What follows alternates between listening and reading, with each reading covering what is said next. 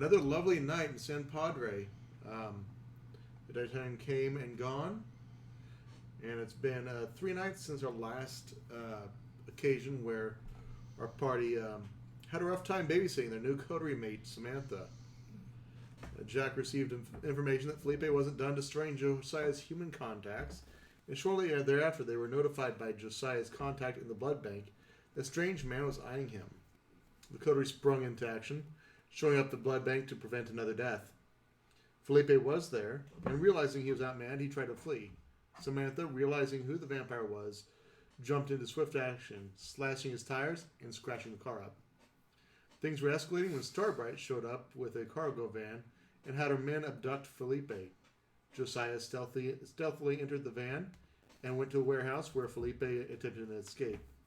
Rafik put in a good-sized hole in the Toreador, and then Josiah finished the deed, nearly committing deal-robbery. The mess covered up, he went back to the shack to take it easy and get his girlfriend something to eat. The Ventura was set upon by a man in his mid-50s who seemed to know a bit too much about them. His name was Arthur Darby. He slid a business card into Brody and quickly identified that he was a Pentex member. And he offered a hostile purchase of stocks from Chompy Bit Ventures to help finance and also to help finance a casino. He showed an image of one of Brody's cousins being injected with some sort of serum and informed Brody that some of his members had an allergy to silver.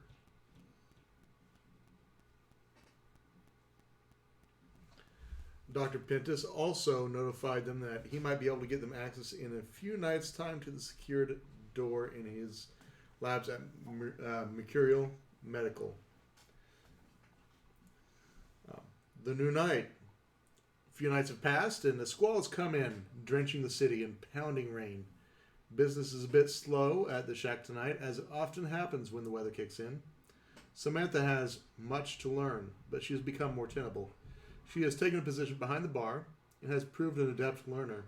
Her skill set, possibly fueled by Ventru blood, has made the manager, Mr. Zimmerman, a bit fearful for his own position, as she pointed out several inefficiencies in a business that previously had been running well, coming up with solutions that let Kindred enter without arousing suspicions and redecorating the upper level to a business standard that's uncommon in Sir Playa. 5 new corporate VIP accounts have come in with her suggestions as well.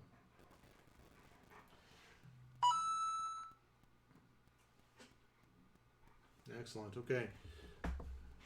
Sorry about that. Discord, I need to mute. Okay.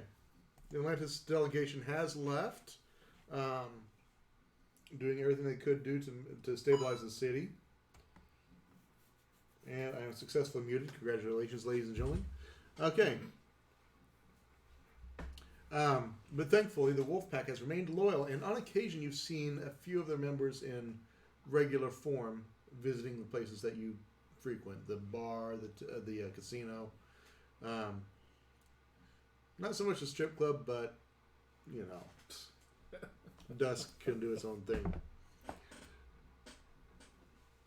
Okay. Now, last session, Josiah did burn some willpower.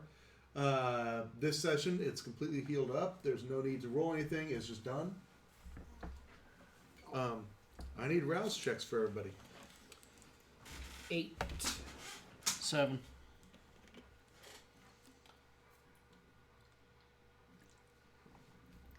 Wow. Whoa. Did he pass? Yeah. Yeah. What the? Are you feel okay over there, Mr. Josiah? I think his dice is broken.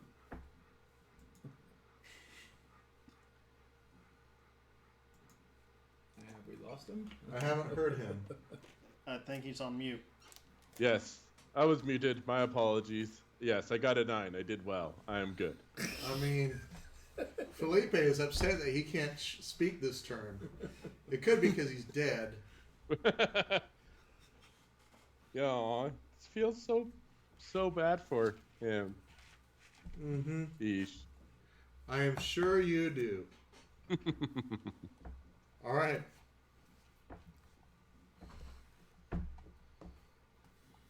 So there we go. Actually shocked that you weren't using a different set of dice because of the luck you had last game. Hey, normally it's on my side. I'm just saying. You're not Although I wrong. do have a new set I should go grab really quick. I think roll it kind of that depends instead. what you're doing with them.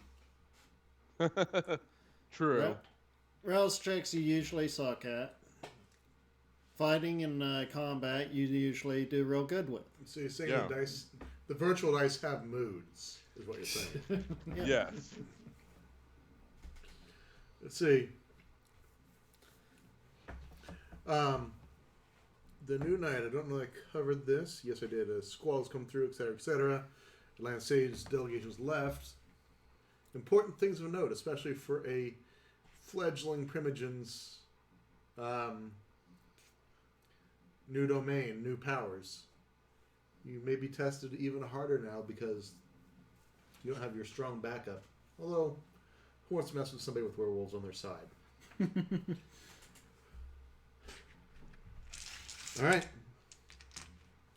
You awaken, and everybody seems to be fine on their blood.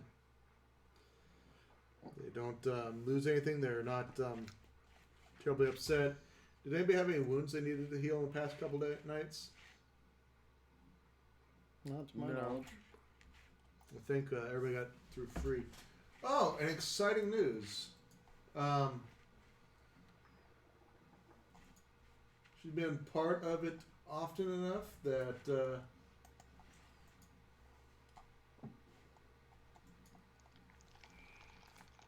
so we now have a Starbright image. Looks like Grace Jones. It was a very Or RuPaul. That's the one I was trying yeah, to think it's a of. very lovely drag queen. It's probably the first thing that showed up on the page when I got the image for the inspiration and the drawing of it.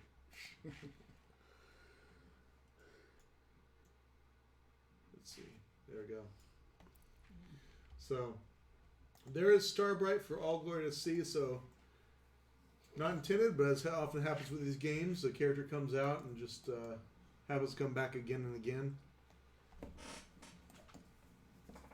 And some characters come up back in session after session, story after story, and brought into other formats. So, okay.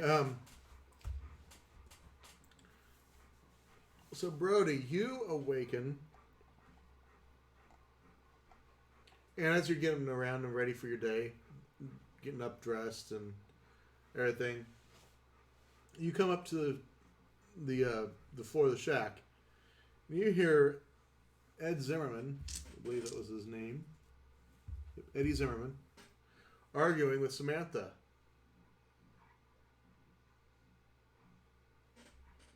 She's there for her shift, and she is, and you hear Eddie say, "You can't do this. This is conflict of interest." And she says, "I have skills, and I can teach anywhere I need to make the city a better place." Meanwhile, Eddie is cursing. And he sees you come up. He goes, "Brody, What? this upstart has been doing a great job for us, but she also is currently insisting that she's going to start her own bar consulting firm.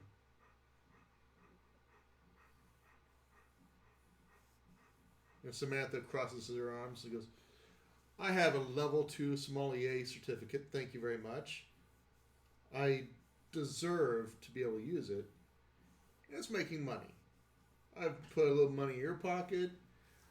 I'm not saying that I'm going to give everybody the same level of interest that I'm going to give here, but I certainly have the right to look out for my own business. To start my own business. Small A's are usually in bars. It did help. She has an exquisite taste in her previous life, so that the wines and things have been. As a matter of fact, a new cask of wine is in. New kegs, not new kegs. New bottles of wine have come in that are a level above what you normally serve, and she somehow managed to get them at the same prices as you get the lower level swill. So long as it doesn't interfere with your duties here, I don't have a problem with it. Zimmerman looks slightly defeated as the upstart is slowly stepping on his position. We're going to bounce over to Brody at the casino. Sorry, Jack at the casino. I apologize. Wow, I'm in 2 places? Yes. It's that new ability. Last game, if you recall, or last session, if you recall, one of the things you were concerned about was the activity happening in the casino. You felt that some things may not be going correct.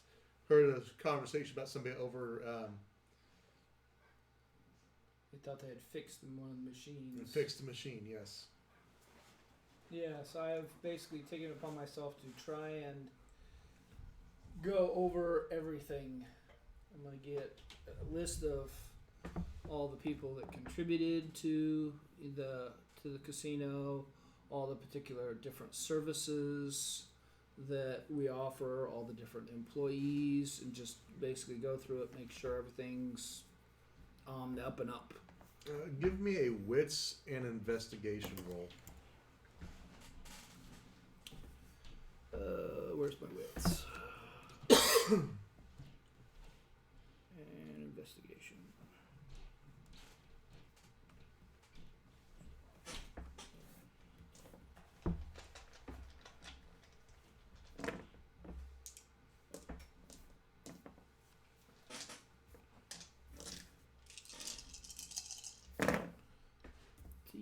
One, two, three, four. Does 6 count, or is it 6, or is it above 6? It's oh goodness, I think it's 6 up, so I think you're good. Okay, so 1, 2, 3, 4, 5.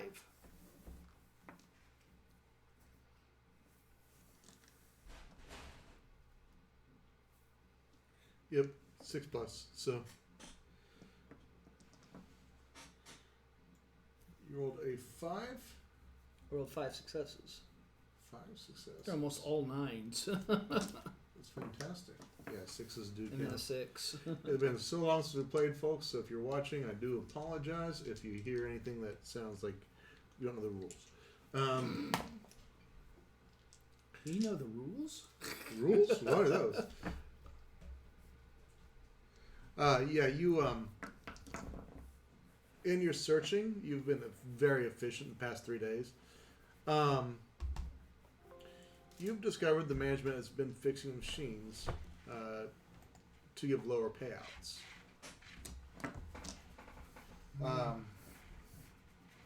Most of the stuff is on the up and up. It's just that they've manipulated the machines in such a way that instead of being 1 out of 100 gets a good payout or decent payout, it's more like they doubled it. The machines are extremely tight. Okay. I may have to have a talk with them. I will say, if you wanted to, because you rolled well enough, you may have already had the conversation. And what would be your end goal of that conversation?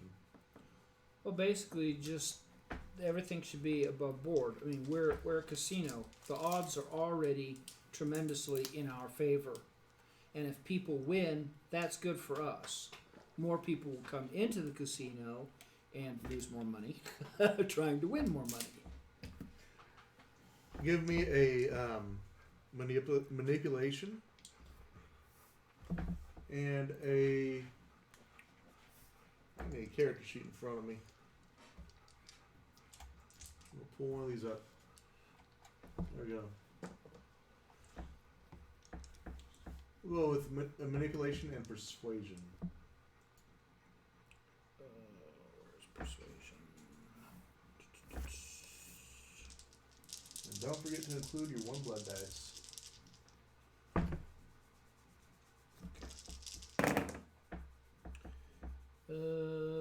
1, 2, 3. Okay. They see the light, they see your way, and they spend a little bit of extra money on the refurbishment of the machines to make sure they are performing to standard.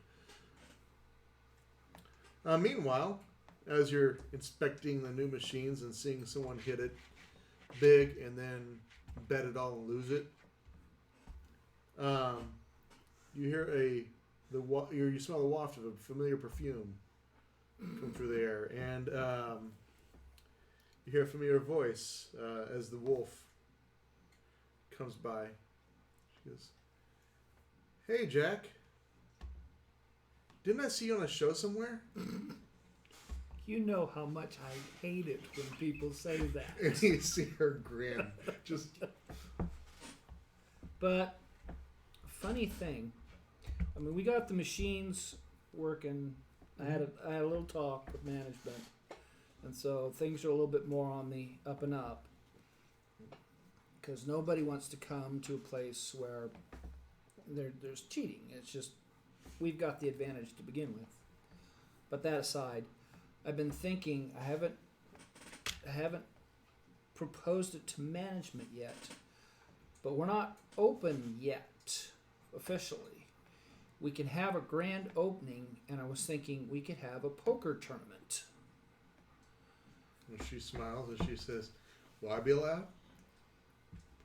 Yeah, I think so. I mean, I haven't worked out all the specifics of something like this, but I thought for a grand opening, it would be great to have a poker tournament, Texas Hold'em, and of course I would be participating, and I don't know if that would actually be a selling point to the tournament or not. But I thought it just might draw a little bit more attention, a little bit more business into the casino on a grand opening. And she smiles and she says, "I love it. How is the board doing?" Okay. It seemed. And as you have gathered as I made my notes, as you've gathered through the casino, the renovations are going ahead of schedule. They're finishing up. It's been a few short weeks, but the crews that's come in has been top notch, doing a great job, as you saw through the previous meeting with the prince, in having a venue worthy of the city's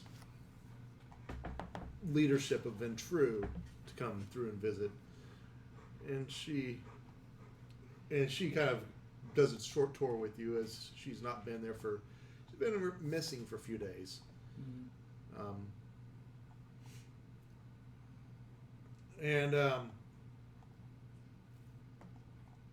She pulls out a deck and she says, "Let's play a game of high or low."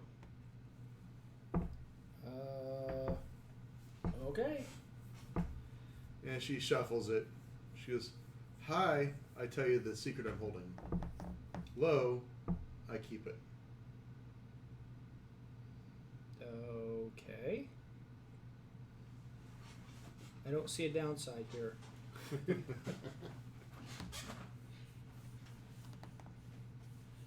Well, I would play it for real, but not really. All right. She shuffles the deck. Are you wanting cards?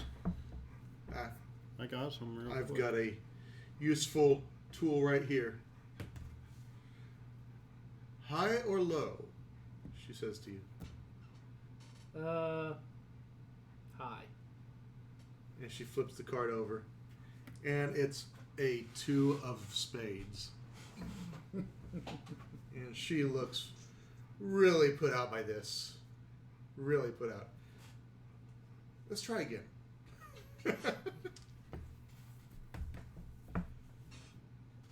She says, high or low? No, that doesn't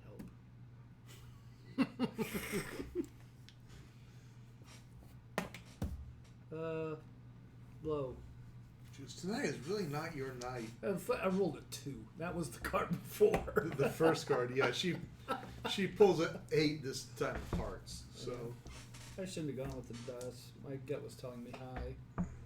and she smiles and she goes, "It's okay.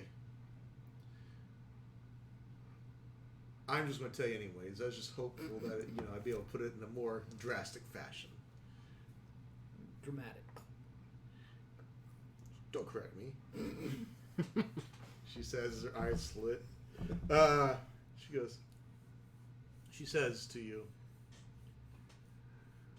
"So some things have been happening in Phantom City. That's where I've been the past couple of days. Oh, great. And the prince is deposed. Apparently, another character called Praxis on the city, and ended up getting the votes to take over. And for all we know, the current prince is the previous prince is either dead or on the run. And let's just hope that his early morning was abruptly cut off as they deposed him just before sunlight." Mm-hmm. Needless to say, he's significantly less powerful. At the same time, Wait a second. we don't know exactly where he's at. Mm-hmm. You say something called Praxis is now in the control of the city? Praxis is, you would probably know this as a character, maybe not overall.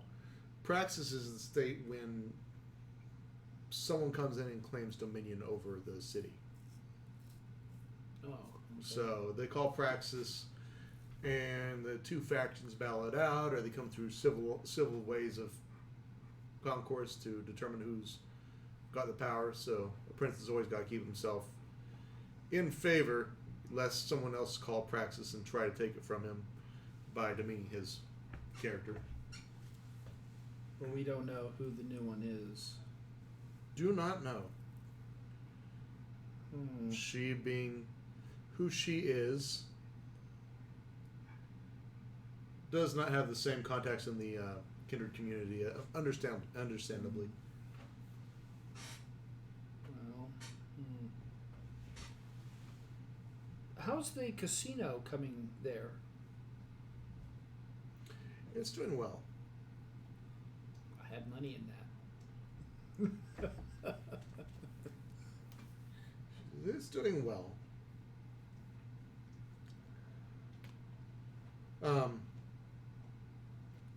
We're now a cut scene. Jump over to our last member of the night, Mr. Josiah. What are you doing? Samantha has shacked up with you as her place is a crime scene for some reason. I don't know what you're talking about. No idea. Well, do I know that the prince is not alive or not in charge anymore? This is a whole different city on his case. Yeah, it's a different city. Sorry. Okay, got it. Yeah, it's part of his backstory. So what I would do is go to have a friendly visit with the prince if I can track him down. Okay. And just kind of be like, hey, I don't know what Felipe had over you, but you don't have to worry about that anymore. So you're going to seek an audience with the prince tonight. Yes. Interesting. What man? You call the office that the prince said call me anytime on. And you get an answering machine. Shit. It says, this is the office of Eduardo de Leon. I will take your message and get back to you at the earliest available minute. Which button do you push to stop this thing? I'm too old for this shit. What? Click. Beep. And I'll just hang up, Okay.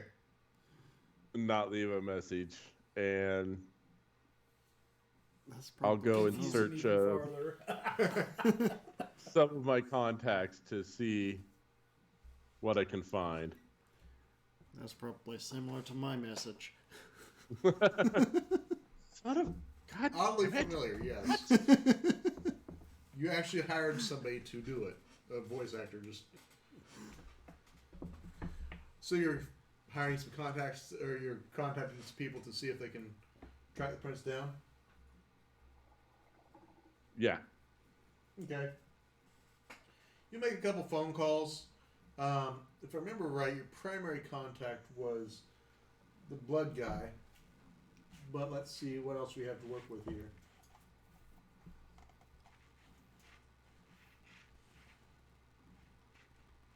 He was okay, wasn't he? We stopped before anything happened to him, Yes. right? Yeah. He Yeah, was safely he was- behind his. Yeah.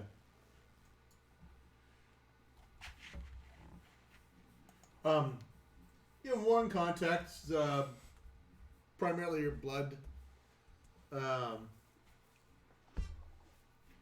Your blood guy.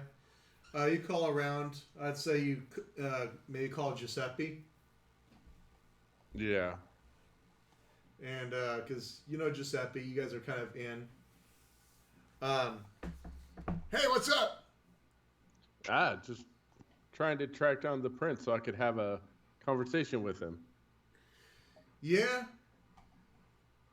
Well, I don't know exactly where he's at or what he's up to tonight, but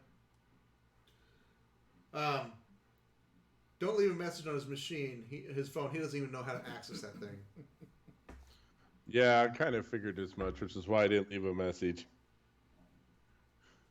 And he says, "You might check with your buddy Brody. He's one of the thick with them, and you know those two, Ventru, blue meets blue." Yeah, that's true, but I think he's not particularly aware of where the prince is at the moment either, so... But I could definitely check in with him just to see if he has any updated information. Let me tell you a secret. The prince only answers his phone when he likes the number that comes through.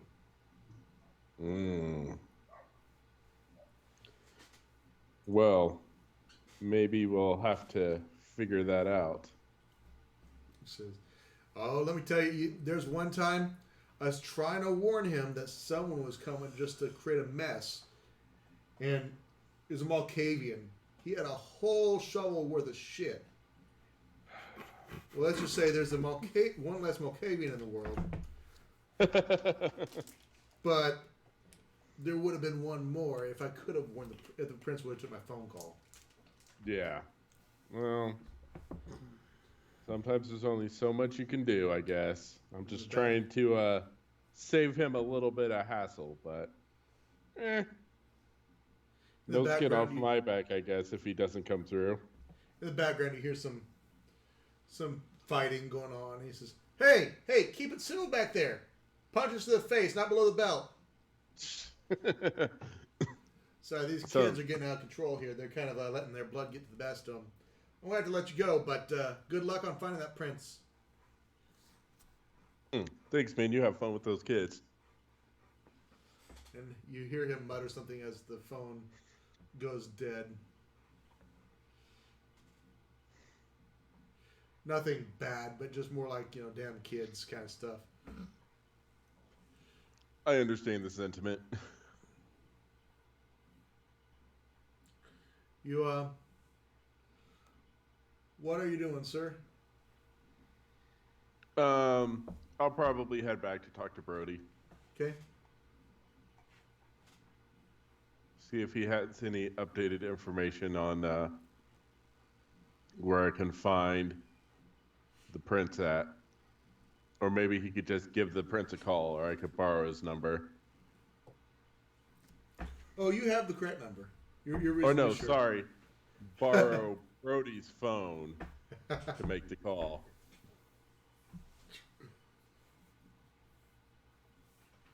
Okay. The prince probably doesn't like me.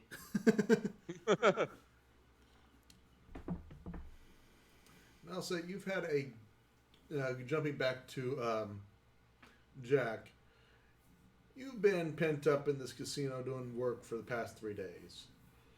Just busy, homework style stuff.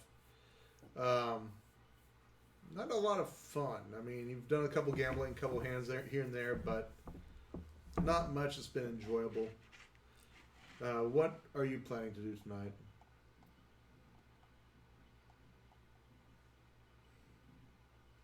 Well, I was hoping to possibly just go out and have a drive, but it's crappy outside. It certainly is crappy out.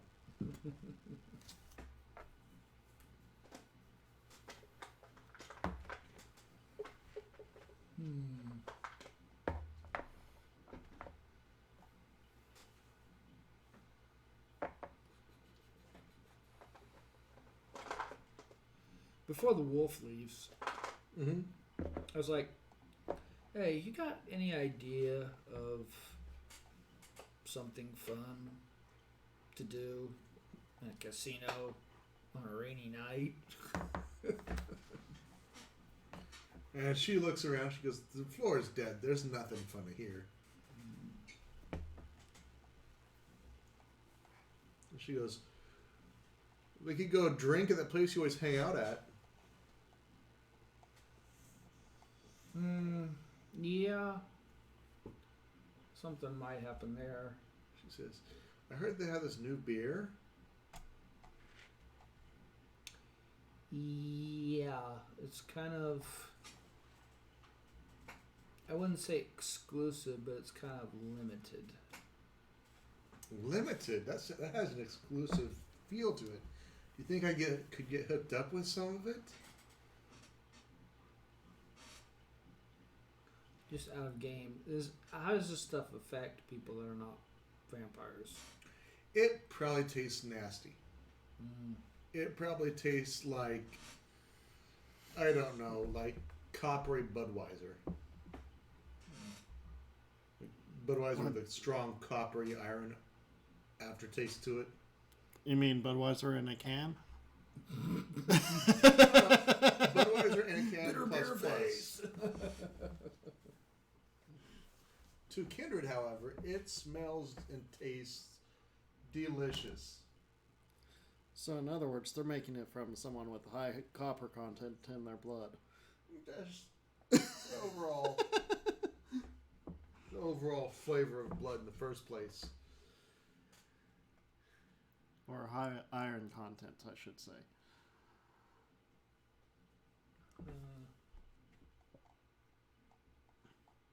don't know if I should lie or level.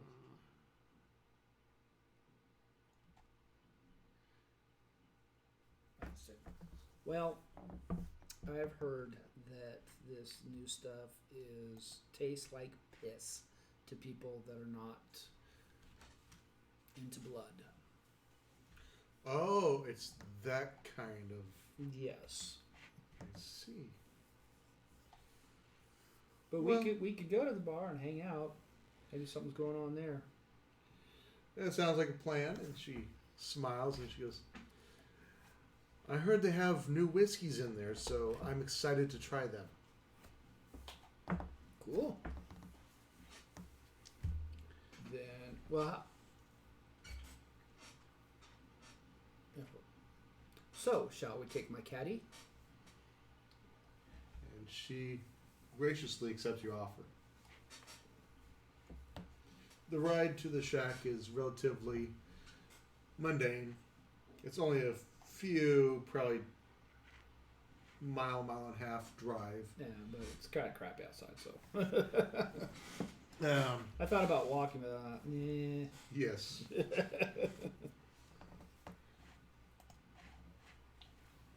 And you show up to the shack.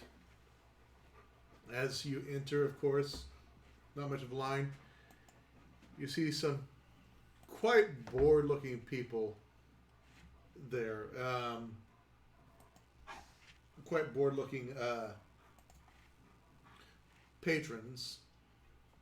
Or not patrons, but staff, as the bar is not near capacity and it's been built to handle a large sum of people that night. As a matter of fact, as you enter, a waitress immediately just comes over and goes, "Hey, would you like something to drink?" And just starts pestering you guys about sitting at her section because there's nothing to go on. There's nothing to do here tonight. I would love for you to sit in my section.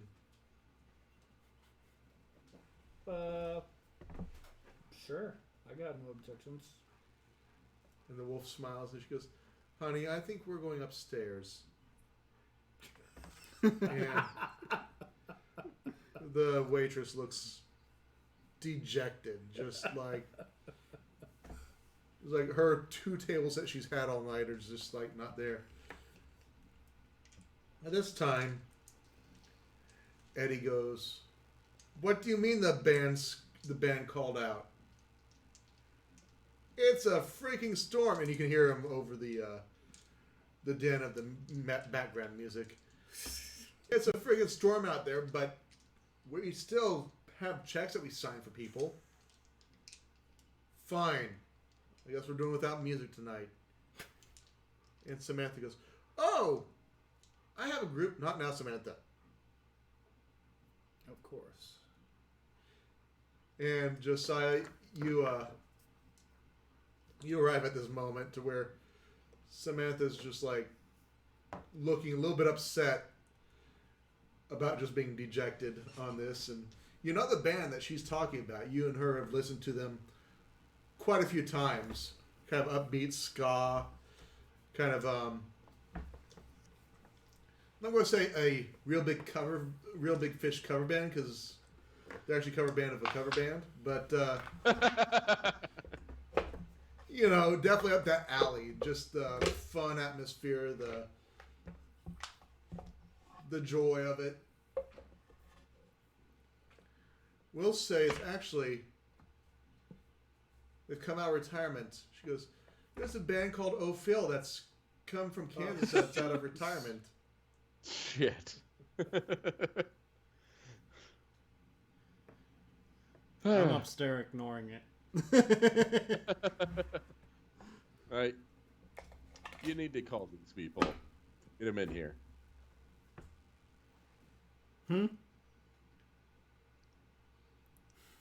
That's what I told him when I'm walking in. And I hear... You told Eddie Zimmerman, call those people? Yeah. And oddly enough, they ended up showing up in San Padre, Texas. And due to the fact that it's raining, they can't go out and enjoy the beaches and the weather. So they're looking for maybe a little bit gas money coming back, is what Samantha had heard. Yeah, I'm sure they're probably pretty broke.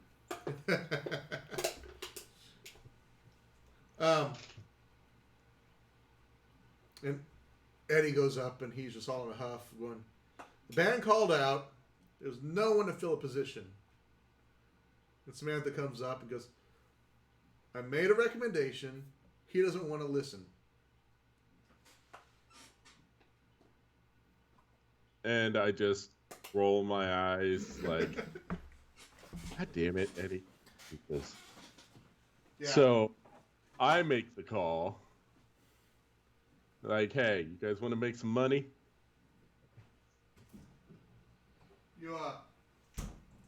quickly get a hold of a lead singer of a certain band. Goes, I'd love to make some money. We're like, all right, be here in 20 minutes or whatever. And he goes, Shaq, I've heard of that place. Is that where that one MC dude hits up every once in a while? That guy's awesome. Yeah, it sure is. We're the kind of the place you want to be if you're in the know. He goes, good, because this Norte Playa is kind of lame. There's no culture here. It's just commercial.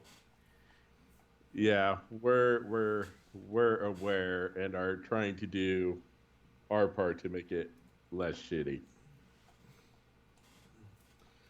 There's a nice strip club over there. Gentlemen's Club. Yes.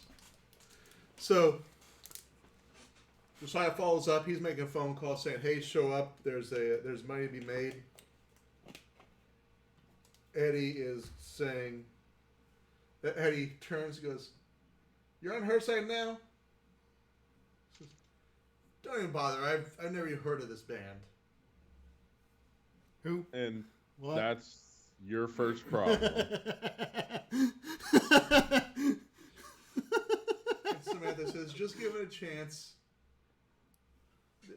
They're called O'Phil. They're from a place in Kansas. And at Nothing this point, comes out of Kansas. at this point, you hear Josiah just saying, "Yeah, be here in like 20 minutes if you can." Click. What's that line from Gentlemen? Something like the only thing that comes out of Kansas is queers and steers. Texas. That's Texas. That's Texas. I don't see any steers.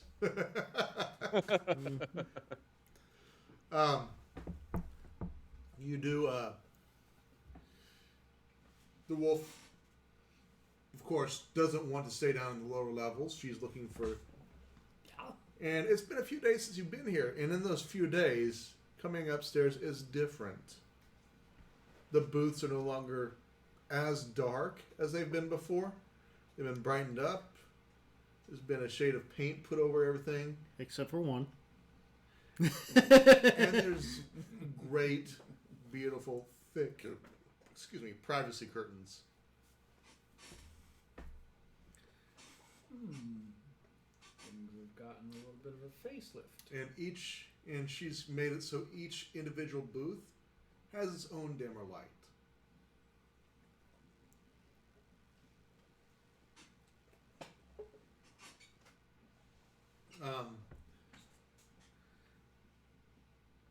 Wolfie, she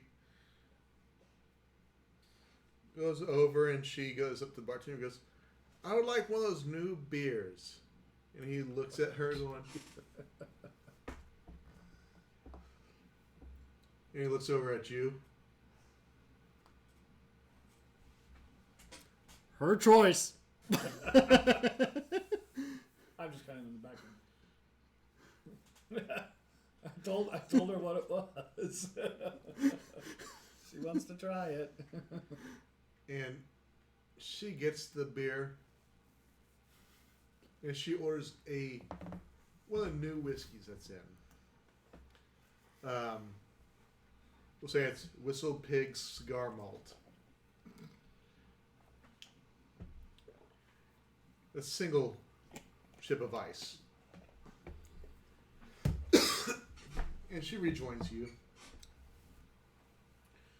And she pulls a glass up and she starts to take a sip, and then her nose wrinkles. And she puts it as far away from her face as she can. And she goes, "What is this swill?" And a guy comes up next to her and goes, "If you won't take it, I will." And he looks a little bit off. But she looks at him. Goes, "Oh, a moon touched. Take this." And she gives it to him, and he, of course, takes it, and you hear the bartender go, "Hey, that puts you past your limit."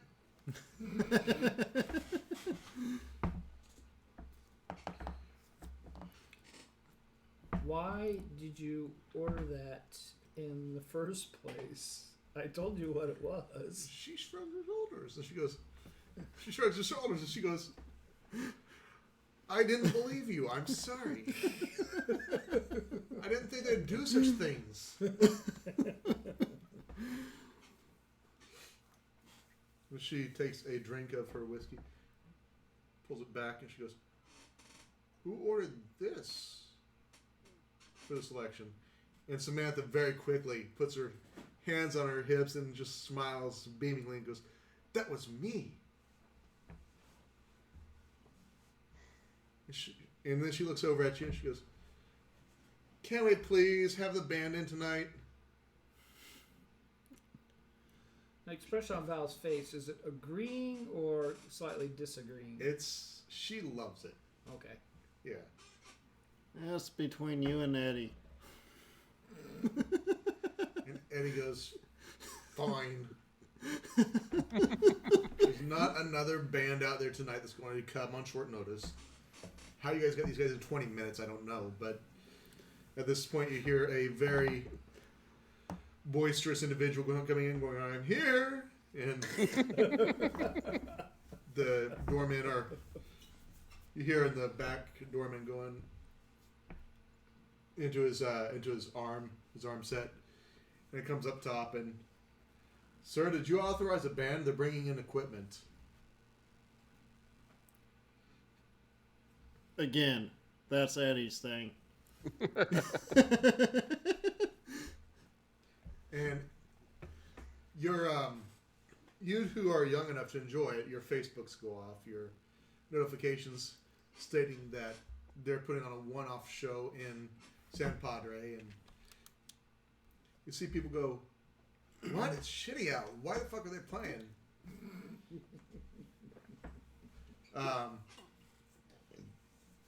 But strangely enough, there's a small following in San Padre.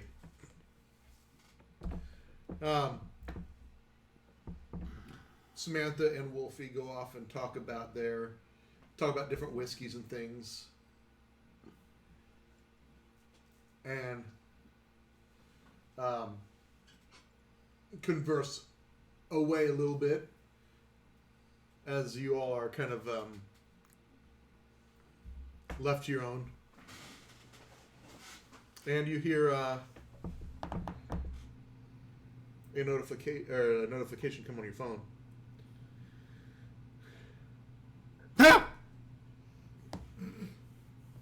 Fucking One voicemail.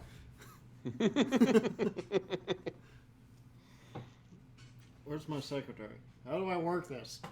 One of the waitresses come by. No, I actually know how to work it. Waitresses come by and pushes the button. There you go. Walks away. I do have one attack. You do well. You're fine. I read it. It's a voicemail. You hear, "Yes, I have the key card to get you in." Click.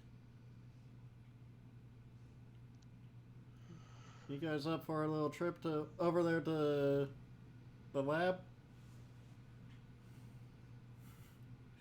Sure. Yeah. We're going Why not? We were out of game. We were looking for a wolf, right? There was 3 wolves. 3 wolves, right? Mm-hmm. Potentially some wolves have gone missing. Other kindred in the city have potentially been missing. It's hard to tell because oftentimes in kindred politics, somebody may get taken out and not get reported, and nobody knows until down the line. Should we tell Val? That's the wolf, right? Yeah. Yeah, I think so. Yeah, we're gonna ask Val if she wants to come along on our little field trip. Sure. Josiah, you did show up with a purpose. Are you going to bring that purpose to bear? Yeah, so I'll go up to Brody and I'll be like, hey, could you possibly try to get in contact with the prince? I need to have a conversation with him real quick. What about? How I took care of one of his problems for him that he apparently couldn't do himself.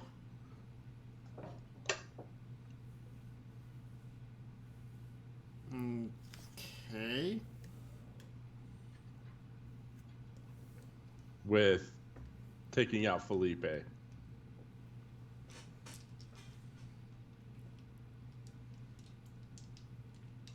Just wanted to see if I could get an audience with him to have a conversation.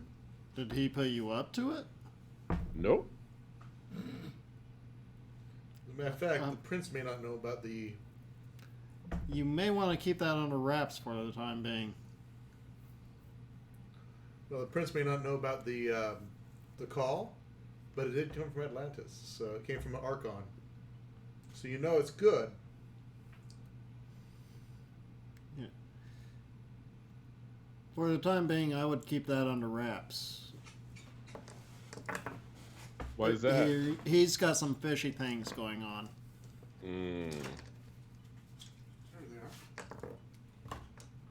Do you have any idea of what those might be?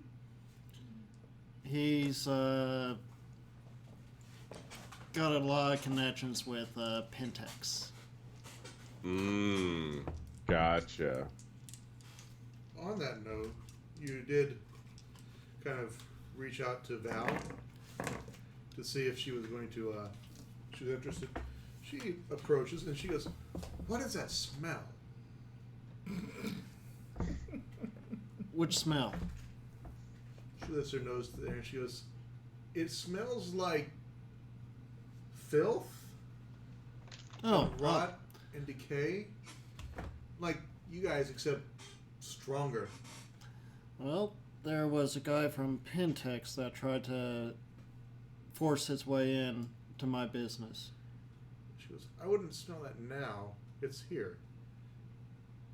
And you see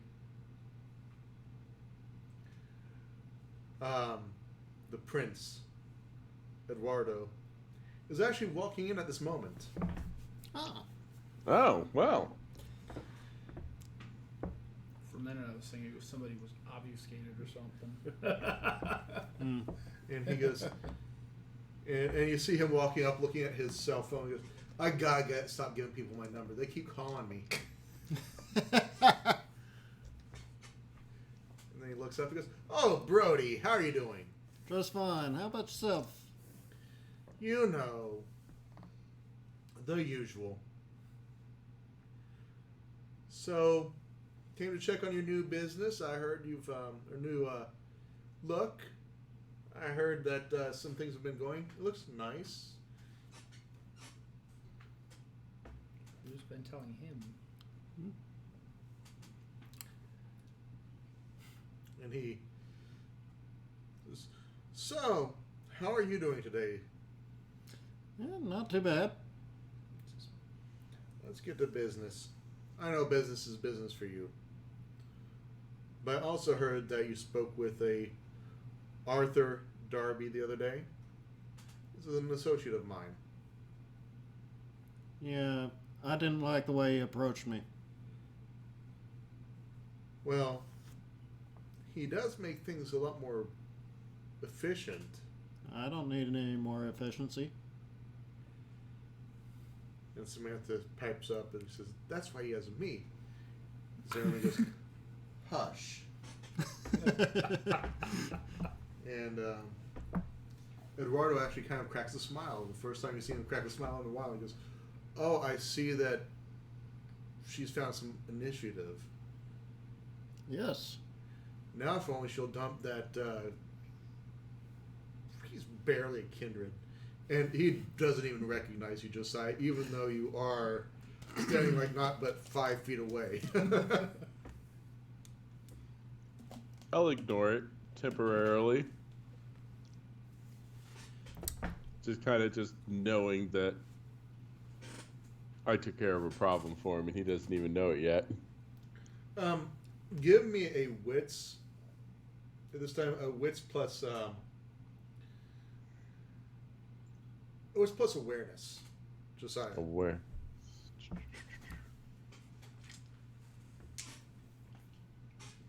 Eduardo has your full attention. You've brought the wolf in. The wolf is wrinkling her nose like really bad, and she sneezes a couple times, being this close to Eduardo. And I got 2. Excellent. Okay. Out of the corner of your eye, you see a man wearing a leather trench coat. Kind of has a beer in hand, doesn't seem to be really drinking it, but looking up the stairs into the VIP and just seeing Eduardo up there speaking to Brody. And the face looks oddly familiar. Like one you shot a pistol shot off at from a rooftop a long while back. Oh, jeez.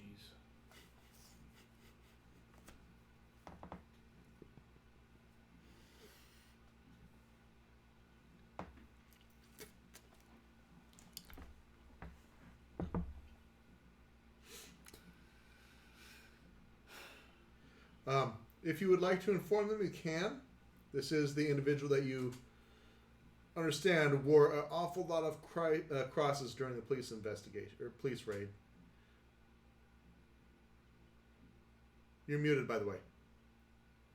Son of a bitch. Okay. I am aware of who this is. I am wondering, has he seen me yet? Or am I like out in the open? You're kind of off a little bit to the side, I'd say. Okay. The prince is kind of obscured a lot of viewing up the stairwell, just the angle of the view coming up and that sort of thing. The stairs are steep, but not too steep, so as to not make drinking patrons tumble down. Right. So I'm going to try to obfuscate myself. And I'm not going to mention anything to them yet because I have the feeling that he came in with the prince. Okay. So I'm going to try to sneak up to him and give him a friendly hello. Okay. The prince proceeds to, as Josiah finds himself walking between a pole or something, just to block line of vision for most people. You do need to make a rouse check for that. If you're doing the one you can walk with, you're good. I don't know why the dice are being nice to you tonight, but I'm regretting it. I'm okay with it.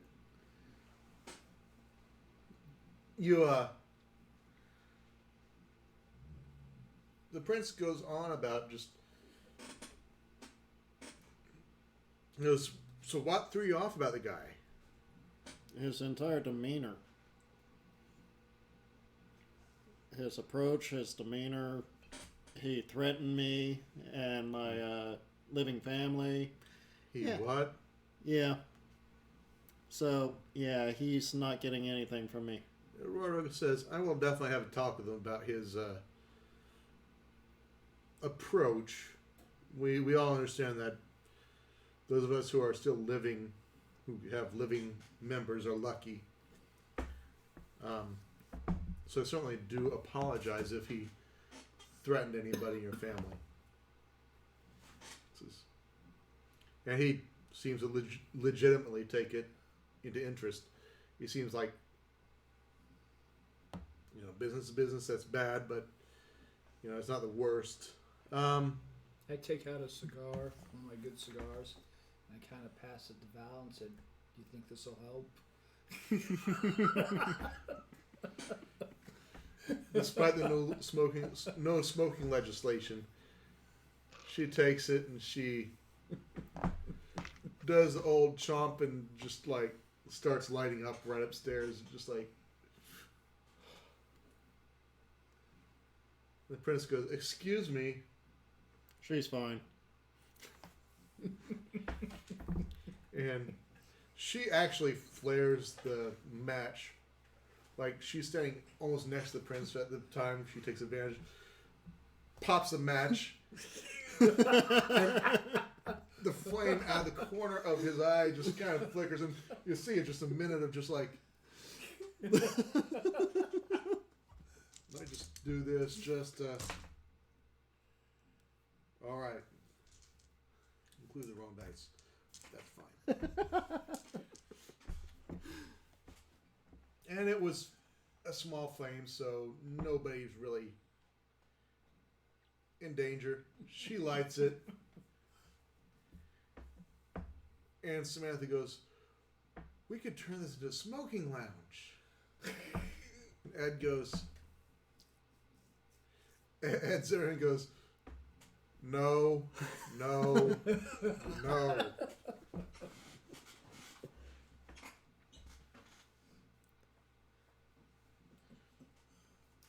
Meanwhile, Val is sitting there just like, she blows O-rings. The prince looks at her and then he gets a renewed, like, awareness. He goes, "What are they doing here?" They're my guests. Well, they is just one, but Yeah, and he is speaking specifically to one very big they. Yes. And she smiles a big toothy grin at him and says, and for a woman of her beauty and stature, she has a lot of teeth for some reason. But she smiles at him, and the prince is the prince, realizing that he's staying not but 3 feet away from a wolf, says, "Okay, well."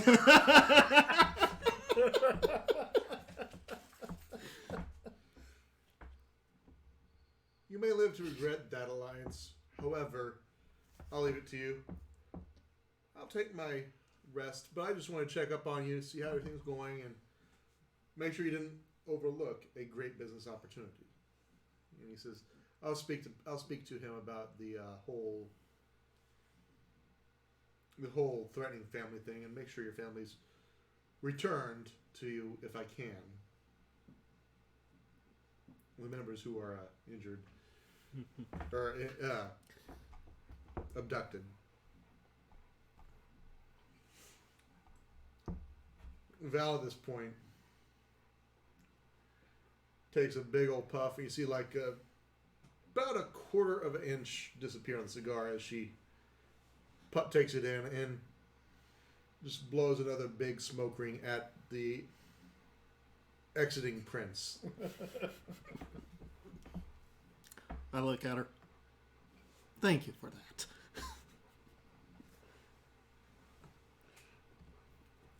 I'm just kind of sitting there. I just kind of look at her.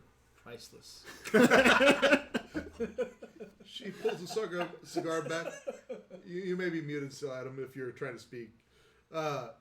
She pulls the cigar back and she goes, "This is a really good cigar. Where'd you get it?" I don't know. Cuba. Okay. There you go. they're Yeah. Cubans. It's an authentic Cuban, yes. We will say that you definitely can afford them, and it's not necessarily illegal anymore. So, Right now, I think there is a embargo still. Now, again. That doesn't matter. I still got No, them. it doesn't. it's not illegal to own them, especially if you order them during times of times of legality. Prohibition didn't make alcohol illegal. it made the sale of alcohol illegal. So, you know.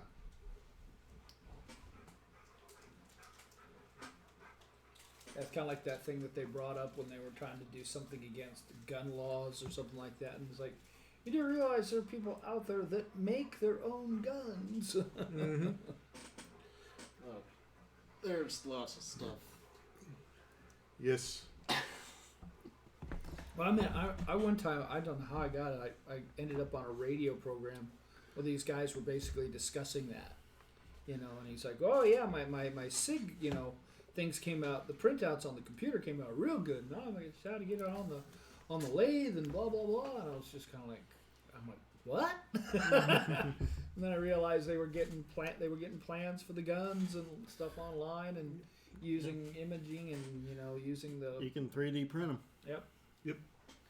So, A lot more effective than a plastic gun. continuing on, let's see. So far, Eduardo has left. He's been shot down. Pentex, their agent, obviously reached out to some people in town.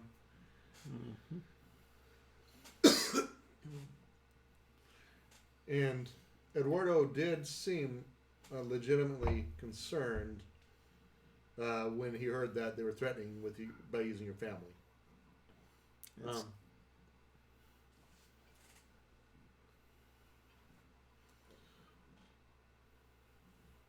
Josiah, going back to you, Yes. in this brief period of time that happened upstairs, you see this individual flip out a book, and he doesn't even notice you. I mean, he's immortal. He's not, or he's a mortal. I should say that more carefully.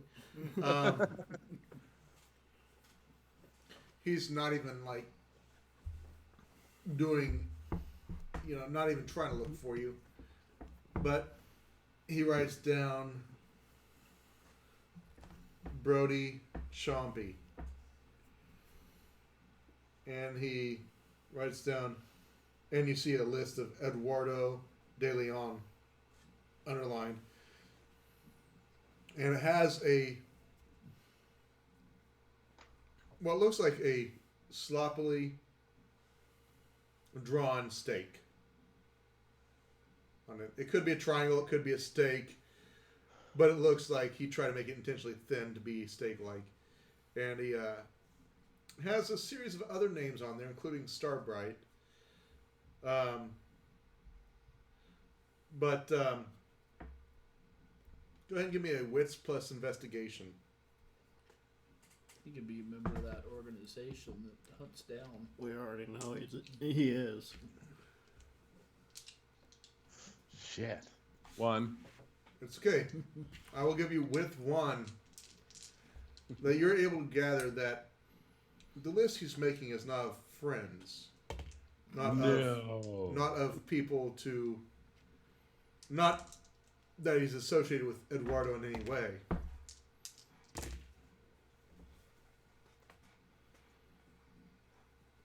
Okay. So, I'm going to sneak up to him. And kind of sneak up behind him and go, hey, what you doing over there, guy? He Just like turns- right in his ear. This does break your obfuscate. Oh, I know. He turns. That's the point.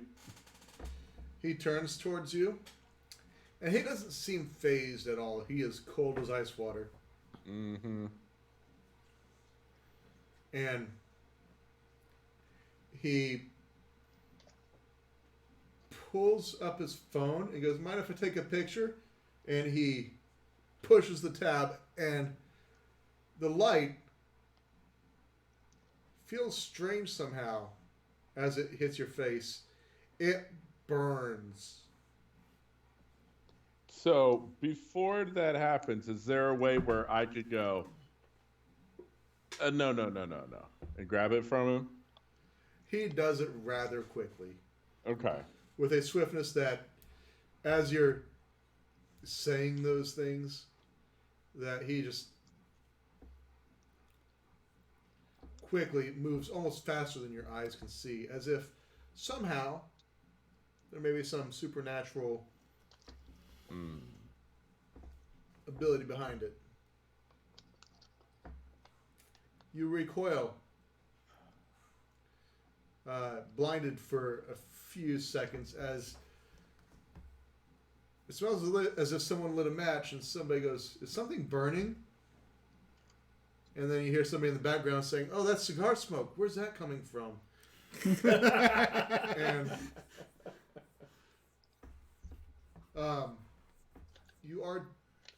you feel him push away a little bit as you're close enough. And in your blindness, you kind of lose him. Shit. But when your vision comes back, he has vacated the bar. That quick, huh? He rather rapidly exited as soon as he was found out. He might be lurking in a corner somewhere. Uh-huh. All right. So I say put the bar on lockdown. Then I'll run up and talk to Brody and go, "Yeah, remember that guy I shot in the face a while back?" No. Are you saying this in the private corner? Yes. He beckons you to the private corner. Yes. Again, I wasn't there for that one. Oh, shit. You were. Yeah, you were there for that. Coffee shop across the street. Yeah. I didn't see him shoot him in the face. Oh, yeah. Well, on record, you weren't there. Well. But, yeah, the guy who we fought a while back with all the crosses, Yeah. he Vaguely. decided it. He I'll decided say- it would be a good idea to pay a friendly visit.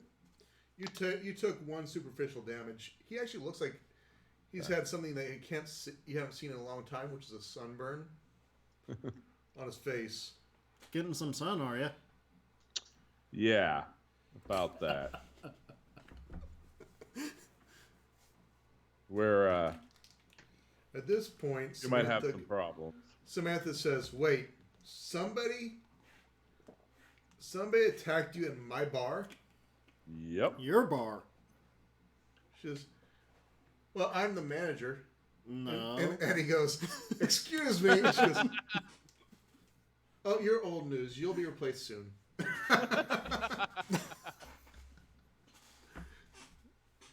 Eddie. Your spot's solid. And Eddie is just like shaking his head, just like, "Wait."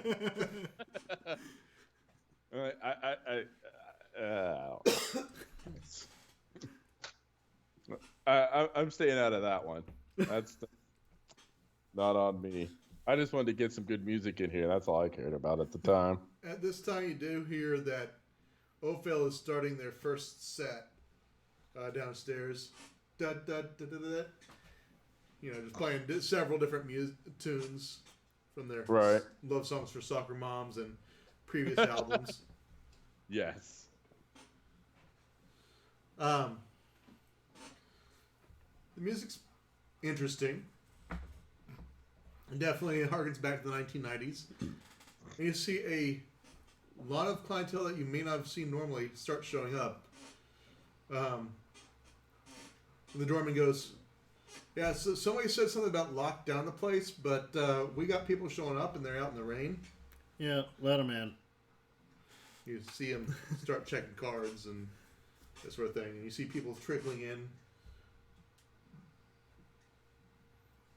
getting ready to go out and boogie, have some fun.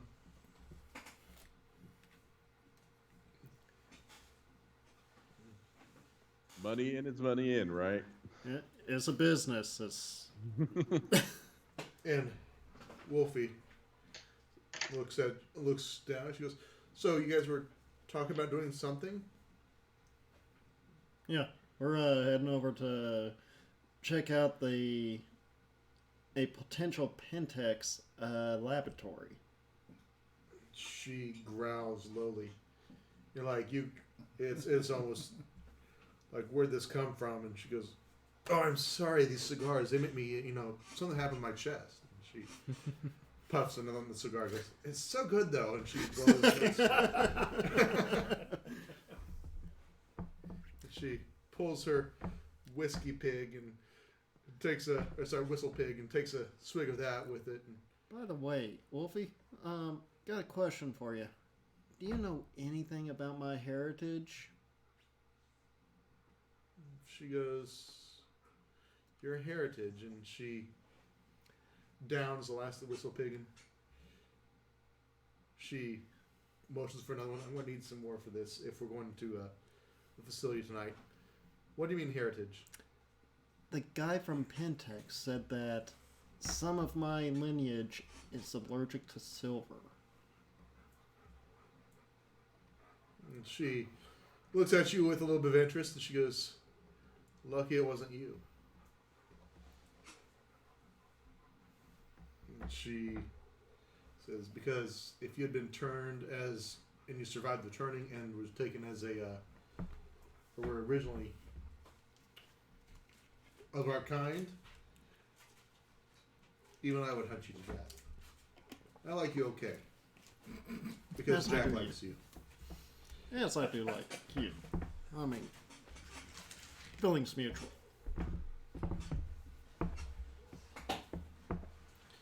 She, Especially considering how she ended up the prince. and she's, her nose hits the air and she goes, well, I think your bar's safe tonight. She hears the music going on downstairs. She goes, oh.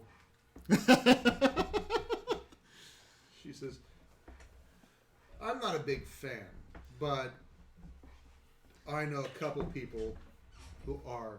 And, yeah. They're probably bringing part of the clan tonight. Okay. Part of the pack. Is there anything special I can put on the menu for your kind? Watch how much they drink. Old Phil, he tends to get a little too rowdy, let's just say. I'll pass it on. And she goes, as far as your lineage, can you give me a family history and I can look into it? Certainly. She basically asks for one of those genealogy.com things, or I give her one of those genealogy deals. Yeah, you could probably just call somebody, they'll send it to her, and Pretty gives you- much. she gives you a business card with her stuff on it. She goes, I'll come with you. She says, just be aware if I see something that's rather strong on my emotions, I may not be able to control myself. Understood. Just letting you know, because I like you all, but if the rage hits, if Gaia speaks to me in such a way, I'm going to proceed with the initiatives. And she goes, where are we going? Out toward the place. I forgot the name of the place and all that. But out again. And Samantha goes, can I come? Oh, God. And Eddie looks at her and says, Eddie's probably wishing we would take her away.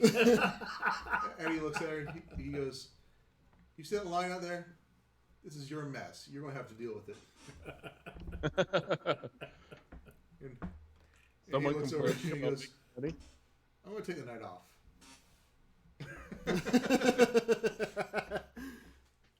Well, Eddie, could you have my secretary send the genealogy to them? This address? He takes your phone, holds it up for your thumbprint. He opens up the email, sends the email. And just, yeah, it comes through to the appropriate sources. She'll look into it. I'm going to start having everyone do that for me.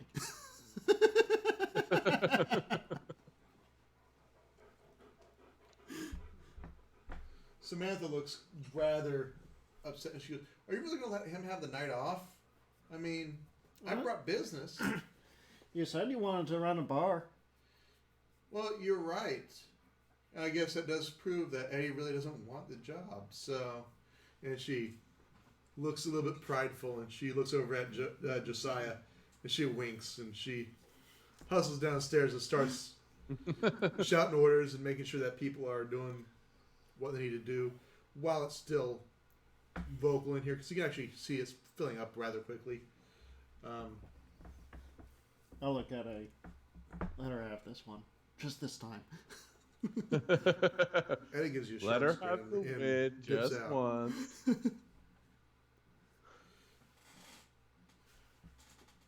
Okay. Things are at hand at the tavern. Do you head to Mercurial Medical Research Labs? Yep. This time, probably taking your caddy. Okay. You don't want to take the limo? It's probably in the shop right now for getting shot up and. You know. That poor thing's had a bit of a, week or two. I don't think it's been shot up too badly. It's in good condition. I am going to have the office send over a Humvee for me to use for personal use. Okay. Of course, up armored. Yeah, you'll have military grade Humvee. Made to street legal specs. Nah. With exception of the window tinting.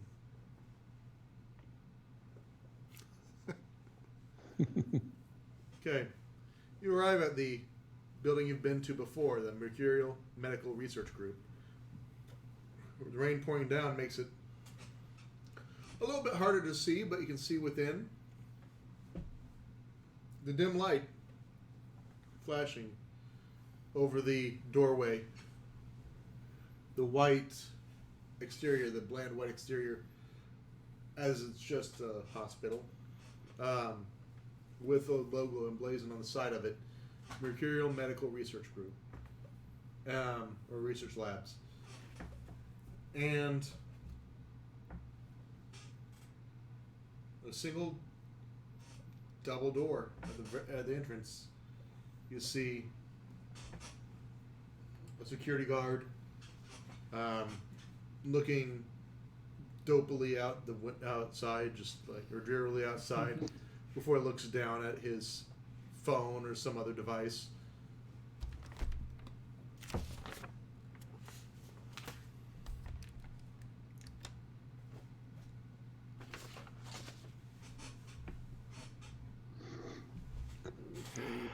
Yeah, I don't have his name written down. Nathaniel Fintus. Yeah, that's it. Are you giving him a call? Yes. What? Yeah, we're outside. Very well. I'll be right there, he says, and you hear the slight agitation in his voice as he is a man of science and doesn't like to be interrupted very often. And you see him show up at the door, and he motions you agitatedly to come inside. Go in. I'm assuming the other two do too. Or other three. Yes, Wolfie pulls out an umbrella, puts it over, walks in, points it down at the ground and shakes it out on the outside. And he narrows his eyes. He goes, "Who is she?" She's with me. This is not something you mentioned, but that's fine.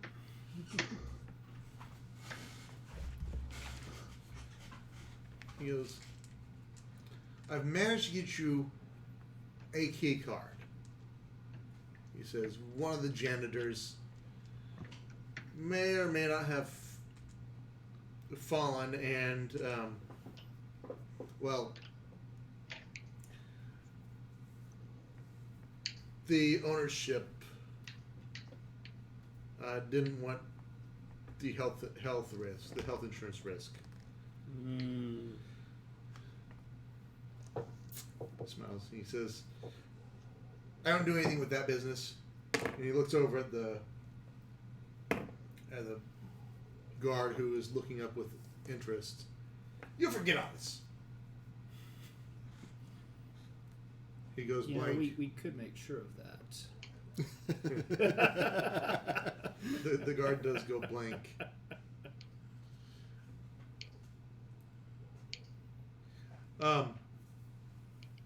Next, he leads. He goes, "Let's go," before he comes back to remembering what's going on. Okay.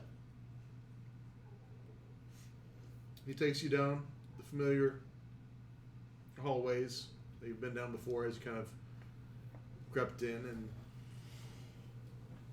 you see that one doorway that is blocked off. It's not it's overbuilt. It's got a wide entrance. You can tell that it's probably wide enough to fit a medical gurney into.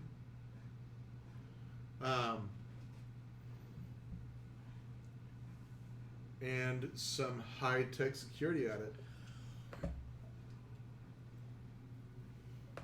Okay. Take the card. He hands you the card. He goes, "I would ask for a favor, but if you rid this place of anything that may bring bad interest into this, into my work here, you'll be doing well." And he nods, and he just turns. And he goes, "I didn't see any of this."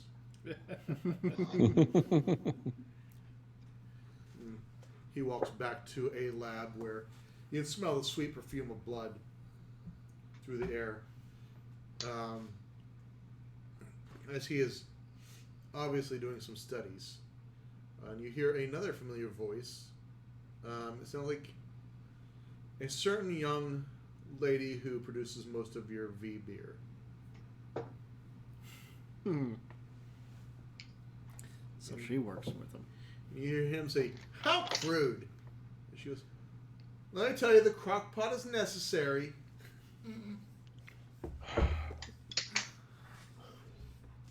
Beep, beep, beep. As you swipe the key card through the door, you hear some whirring and some sounds of some machinery working.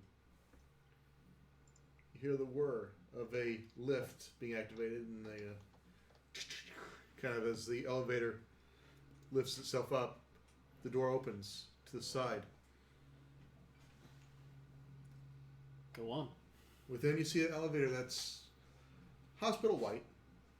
It's got the usual warnings about elevator stoppages, all the OSHA stuff, and one button. No floors, just one button, up or down. I'm assuming we're up, so Yeah, up is currently lit. get on. Everyone else probably hits on. Yep. Hit the down. And Wolfie is at this point just watching out from the sides. Just this place is creepy. Yeah, it is. And you hear that in the elevator as it's dropping. She reaches into her bag and she pulls out a bit of lipstick and reaches up and blots out the eye of the security camera.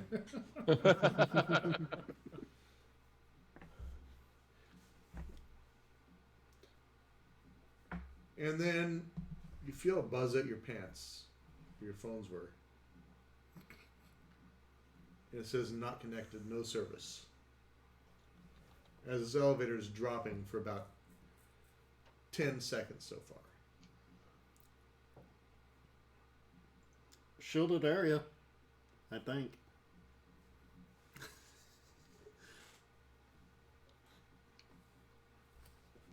The door opens with a light bing into a hallway that goes back about 30 feet, and you see 3 rooms, 3 glass observatory glasses for the rooms, and then a section where it tees off to the left, about 20 feet down. And on the other side, there's 2 additional rooms that seem to be larger.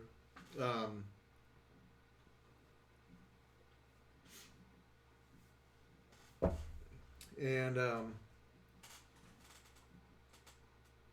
this point, she sniffs the air and she growls. Not even just she says, "This place has been tainted by the worm. Heavily." For some reason, that does not surprise me. I kind of figured as much. That's why I wanted to have backup coming here.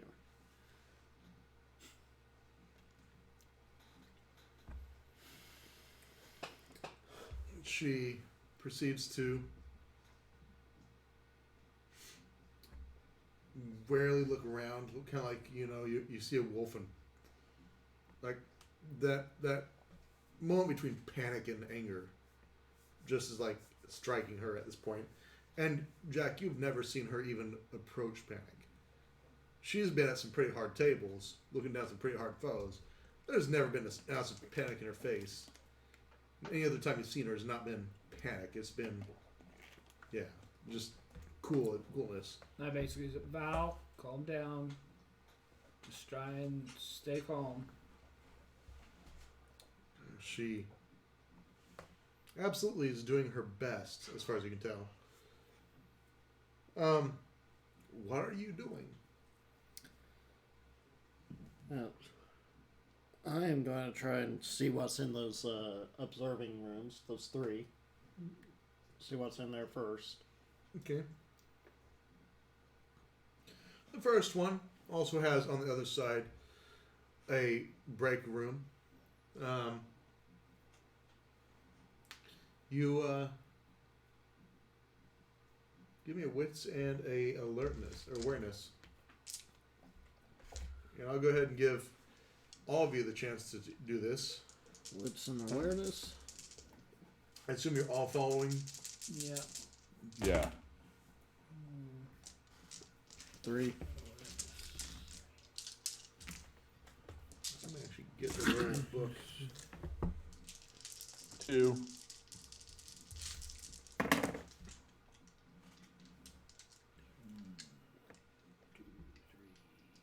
4. Okay, excellent. So you've all done fairly well. As you kind of approach the glass, you hear some people talking before you go too far on the other side of the door where there's another larger room. You hear one individual, a male, saying, patient number 5 is experiencing increased changes. And the other one goes, come on, Jim, not on coffee break. This is coffee break. This is my one time of the night where I get peace and quiet. Be away from all this stuff. Oh, come on, though. Don't you love the science behind this? And we're making soldiers that are going to be able to save human lives in the future. Not these monsters that are apparently real. And the other one goes, Jim, if you interrupt my coffee break anymore with this nonsense, I'm going to go monster on you. And Jim goes, you're okay, very well. And, you know, what do you want to talk about? Nothing now. And you hear the very agitated female part of it say, leave me be with my coffee. I don't want to see you until it's time to do labs. And the door opens right in front of you.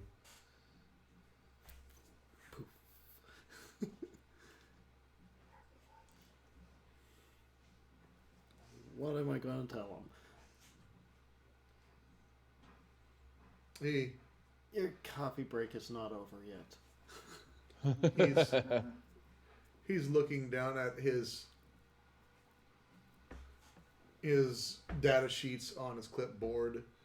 He's got his pencil out and he's doing that, and he barely notices as he comes by and or as he exits the door saying miraculous and closes the door. And you do feel kind of odd that you didn't even have to try to hide as this guy just suddenly opened. He just kind of like looked down at his deal, and then he looks up and he notices you. At which time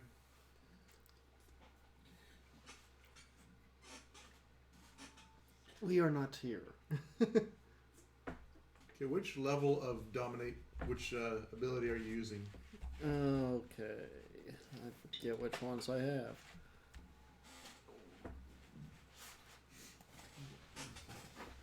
The easier one.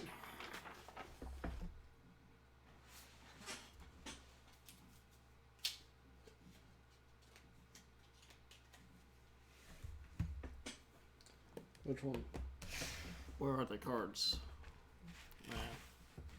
And while he's doing that, I'm going to run to the restroom real quick.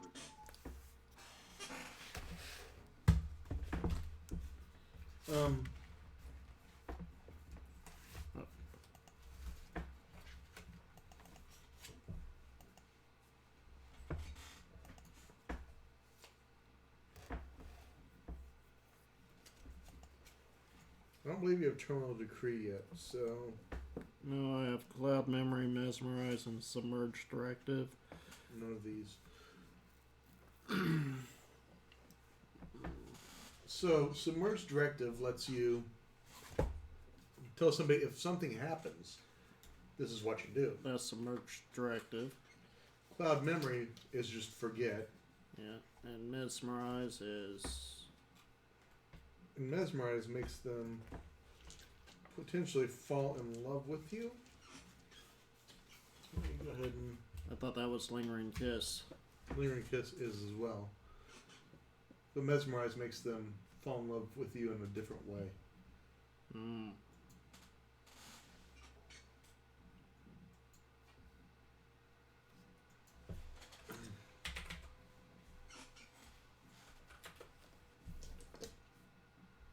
So I'll just do the forget. You Mesmerize, well, it's a command. So it's until the command is carried out or the scene ends, whichever goes first. So for example, you could definitely say forget. You do have to make a rouse check for Mesmerize if you wish to use it. But if you wanted to use it, you'd give him a command. Such as, We are not here or something like that. well, he would definitely know you're there, but like, go home, forget we're here, or, go do your normal rounds, that sort of thing. Ignore us. And it continues until it completes. So until he does what action you tell him, he will continue doing that, as you've caught him completely by surprise. Okay.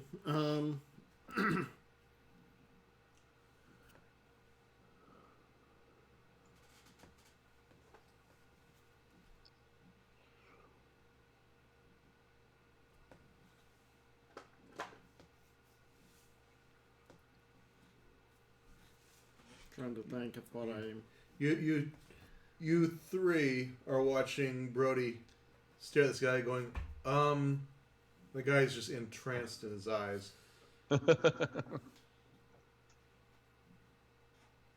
Show us where your subjects are. Escort us there. And then go home. Forget you ever saw us. I can only deal one command, Okay. but he is unprepared. He goes, "Oh yes, come this way," and he starts waving, and goes, you're just gonna love to see the work we do here. I'll tell you, the subjects are, and he walks right by the break room, and he's talking as he walks by, and you see the window of the break room with the woman enjoying her coffee, glaring at him. Are you making any effort to do anything with this woman or not? Forget. She is through the glass. She is relatively.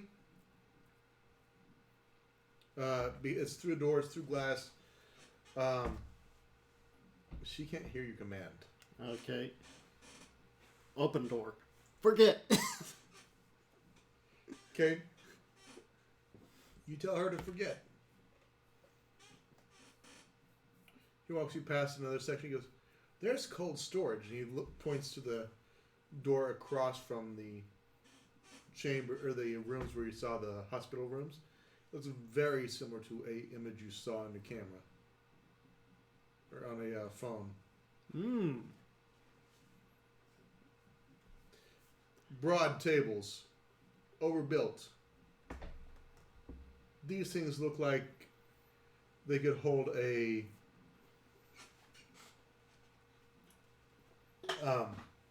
they look like they could hold a Mack truck if need be.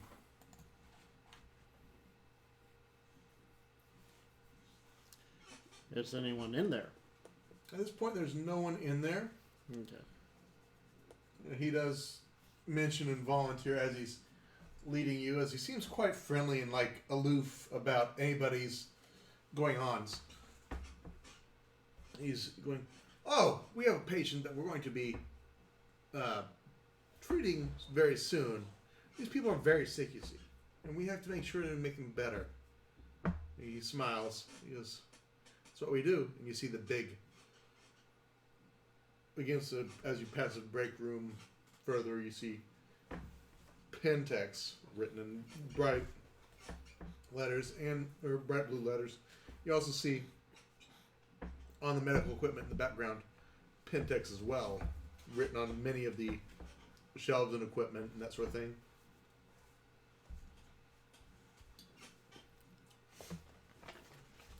He takes you down a hallway, around the corner.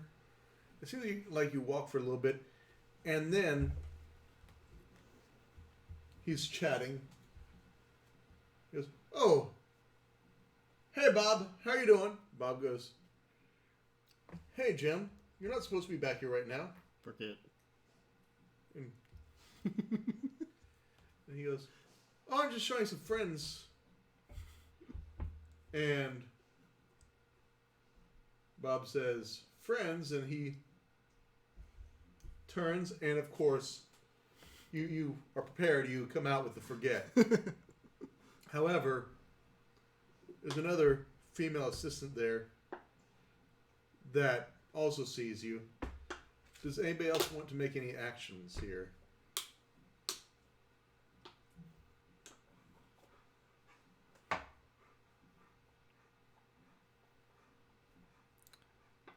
Josiah. The wolf seems to think it's very strange and creepy that you guys are just making people stop and do things.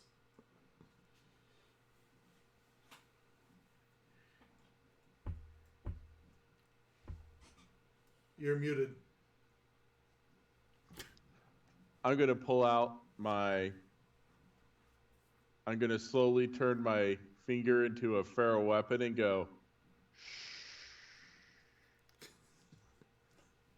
Just kind of looking at her like, don't say anything or bad things will happen. The assistant's eyes go wide. I believe that does take a wet rouse check to use your feral weapons.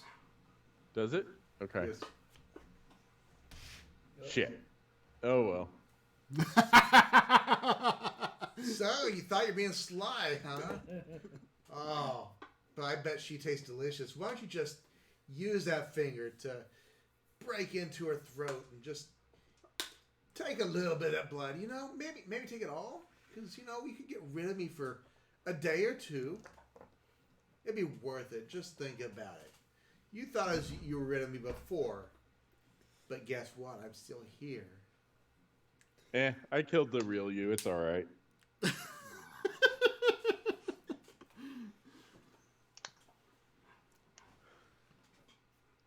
I can live with the satisfaction of killing you. Even if you're hanging around. She does scream and starts running down the hallway. I go and grab her. You what? I go and grab her. Okay. He goes surging after her. You see it. You see her. Give me a higher or low, Josiah. Higher or low? Low.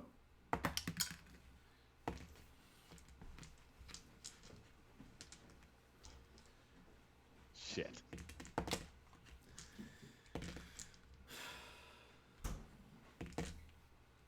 She rushes. And then she hits just as you reach out and you grab her arm. She hits a panel.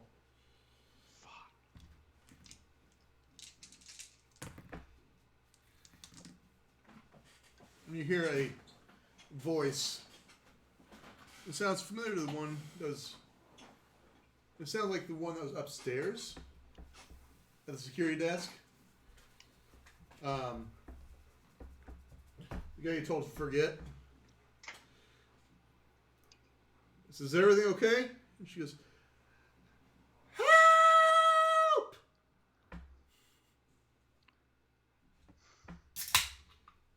He says, "Yes, ma'am." Josiah, what are you doing with this woman now that she's...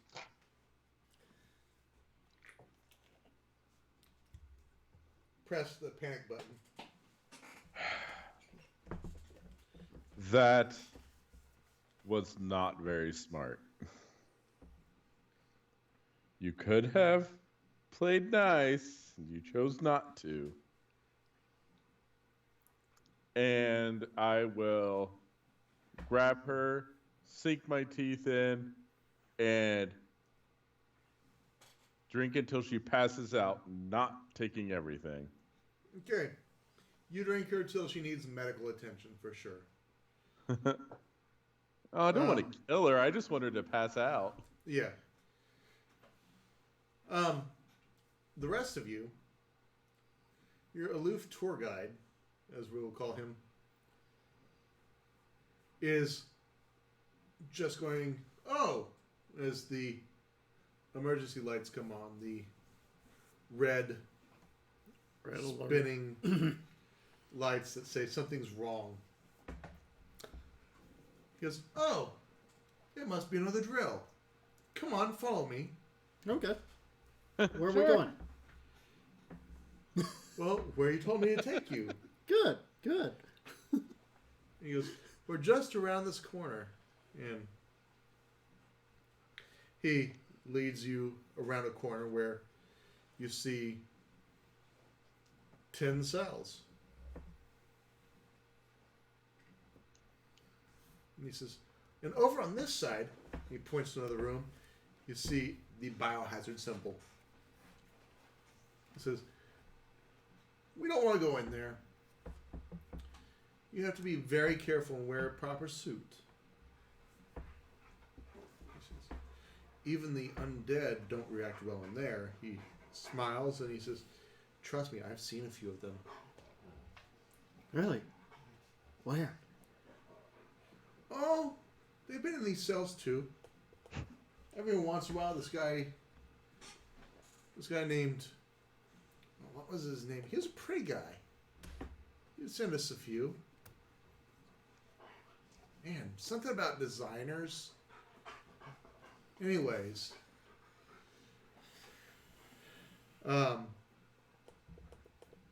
you leaving your charge slumped over in the hallway. I assume you follow the group, or do you stay back? I will probably bring her to a point where I can kind of tuck her away somewhere, a little less obvious than the middle of the hallway, and then I'll immediately follow afterwards.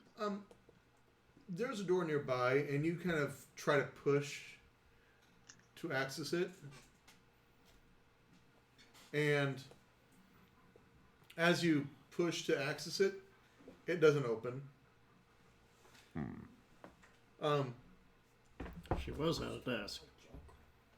You see that she has a key card, and you try it, and it opens the door. Within, you hear the sounds of various machines whirring and that sort of thing. It's very dark in there. And something is hooked up to a ventilator.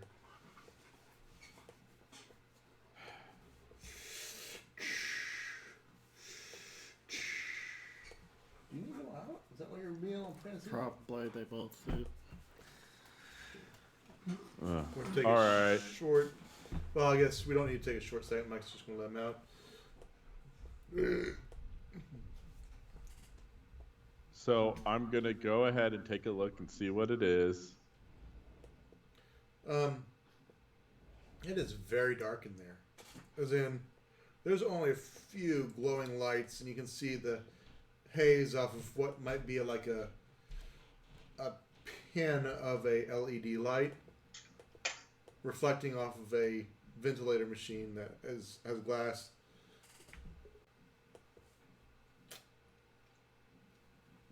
Are you searching for a switch or? No, I don't think so. But what I'll do is I'll use my cell phone flashlight. Okay. You pop in your cell phone. I know that's safe. I don't know what kind of lights they have in here, so. You pop on your cell phone, the flashlight on your cell phone, and you kind of beam it around as you're doing that. And let's see. Oh God, what did I do? There we go. You pop your light on your cell phone, and as you kind of look around and just view what is going on in the room,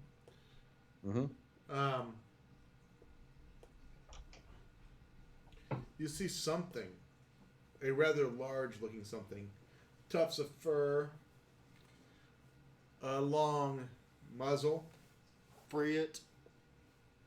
and a leg that looks like it's been amputated and instead has been replaced by something oceanic of Oh. sort.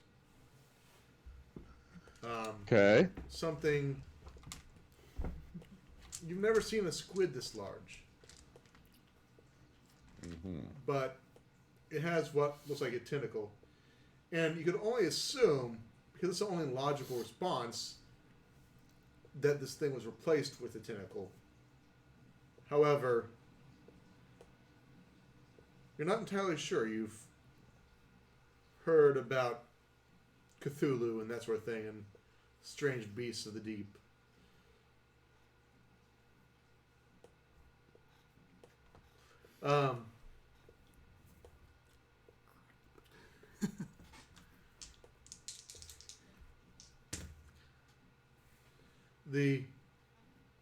With the dim light of your flashlight kicking on, you happen to go up to its face where its muzzle was, or its muzzle is, and you see it open an eye on a pallid purple patch of flesh, and you see what looks very much like an octopus eye, a very slit, but it's a slit with like kind of going in and out.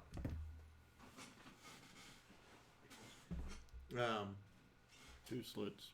It's definitely not your average eyeball. Hmm. And you hear from it as it struggles against its bindings, which you're thankful are there. And Creatures from the sewers. and So, the woman there is the woman that you've drank to where she should pass out. She is groggily saying, "No, no, no." so I'm gonna nope right out of there and close the door. Leaving her in there, right? Yep, Good. of course. Okay. And at this point, the scientist who's led you all the way along, like a great tour guide, has said, "Here you go," and then the command ends, and he Forget. and he goes, what am I doing here? And then you say forget, and his face goes dull, and he walks away a few steps as Josiah comes running down the hallway and passes him. He was about to do what he was supposed to do, forgetting everything for the past few minutes and or so. You have an idea that he's probably going to remember leading you down the hallways, but the lights are now blaring. You see several people there, or several scientists now exiting. A couple people come out doorways, that sort of thing. A voice over the intercom saying, "This is not a drill. Code black. Code black. Not a drill." All right. Start heading out. You've made it to where you... Well, we need to actually see if we can find wolves, don't we? You see that Val is very agitated in this section. She has her nose lifted. She goes, "The worm is very strong in here. Very strong." Do we need to get out of here? She peers in one of the cells, and you see, I believe it says 10 cells. Mm-hmm. Each door is a large, overbuilt, painted over white cell with rivets in it. Similar prison kind of things. It has a little... Okay, so Slit. there's solid doors and not bars. Yeah, not bars, solid doors with rivets and just heavy duty, like they would stop a lot of things. It has a viewport, and she slid one across, and within, she takes a gas when she backs up, and you see that there's both an access port where you can put a key in to open the door, and there's a red button, and let's see, she's sparked. That's good. Yeah, I'll go get her. She pulls back, and she is just terrified at what she sees. And she says, "He looks normal, but there's something within his veins. There's spiderwebbed, like in those horror movies." Is he one of yours? I can't tell anymore. Mm.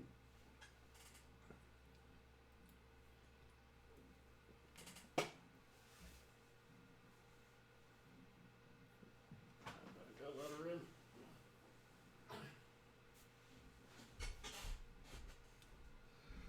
What are you doing at this time, Mr. Jack?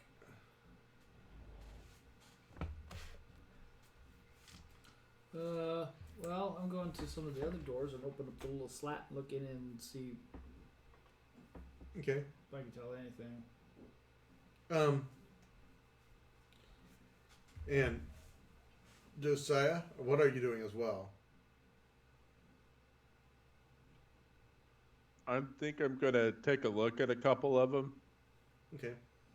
just to see, and then I'm gonna hide, Right. quote unquote. Well, actually, what I'm gonna do is I'm gonna use Ghost in the Machine so I can hide from It's automatic. cameras. Huh? It's Oh, that one's automatic. Yeah. Okay.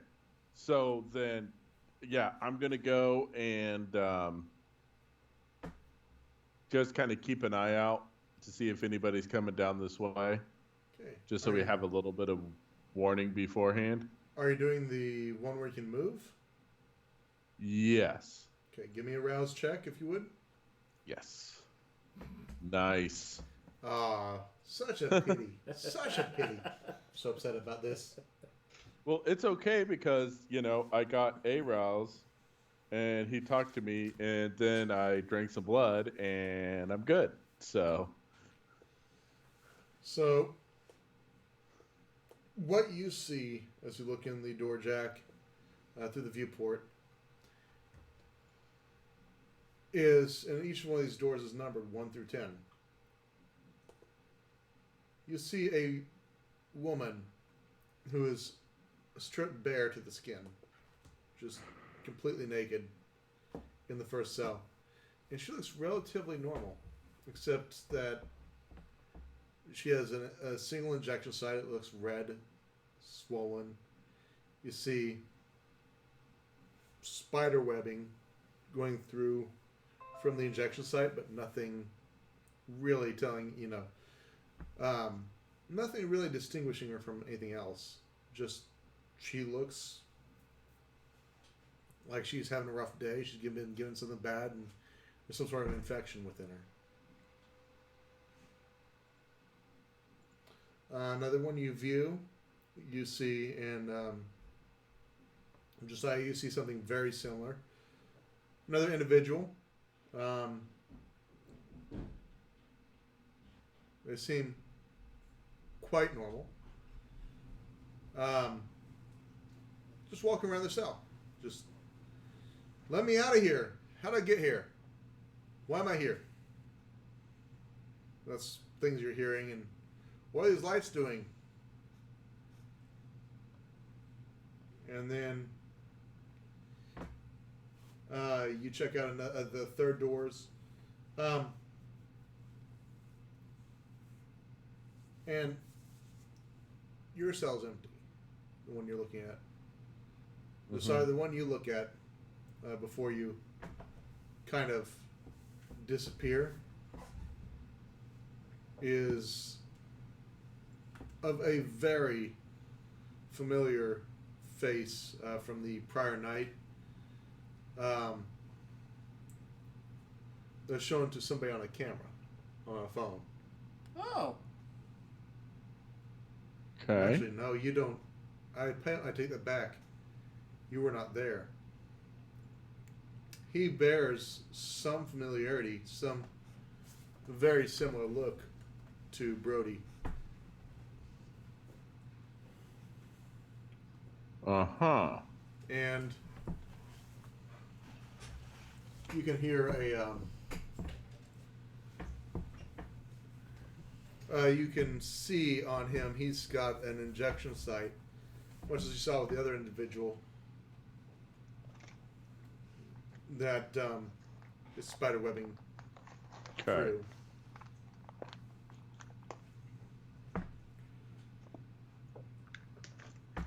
The one of the cages that Val is looking through, or one of the pins,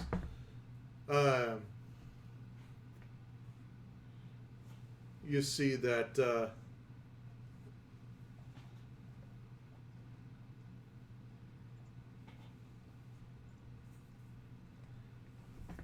you see a fire. Sorry, you see her push a button, and intense fire goes off, and she pulls herself back. She goes, I wondered if that's what those did. It was already gone. Mm-hmm. She said something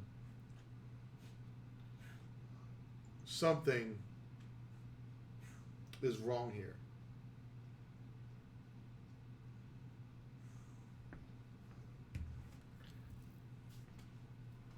At that time, you hear fire protocol in effect, annihilating countdown of annihilation of specimens. 3 minutes and counting. We can try and get the specimens out, but these are heavy doors. It'd be very difficult to get them out.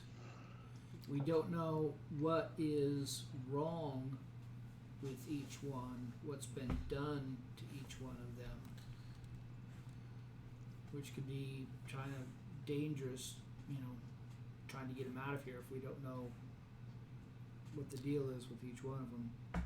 At this point, she's Val, moved if to the you second could, one. if I turn to Val, if you know which one of these are, say, too far gone, and you want to deal with the rest of them, then we can do that. She's looking at you, and she's a bit wild-eyed. She's just new to the second one, and she walks up to the next door, and she sniffs it, and this is one of the ones that had just a little bit of spattering on them that you saw, the woman who had no clothing on. And she says, this one might be salvageable. I don't know how this thing works. And she goes down to another cell, and she starts smashing the button. You hear a very human voice screeching and begging for mercy as it burns to death, and the screams stop very quickly.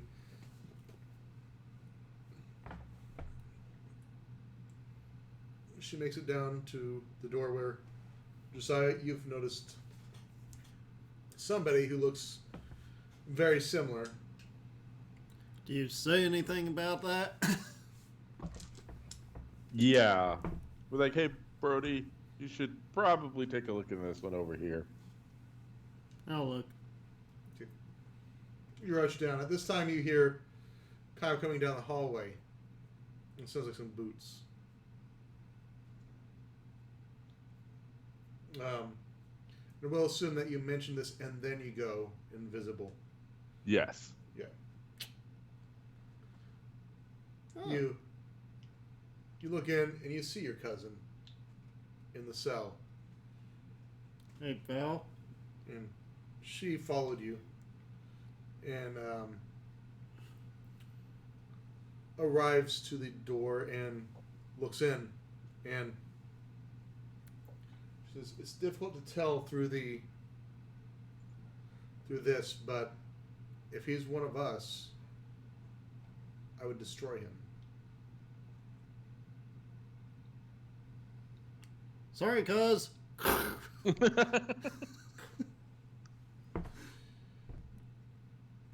And he says, "Brody, ah!"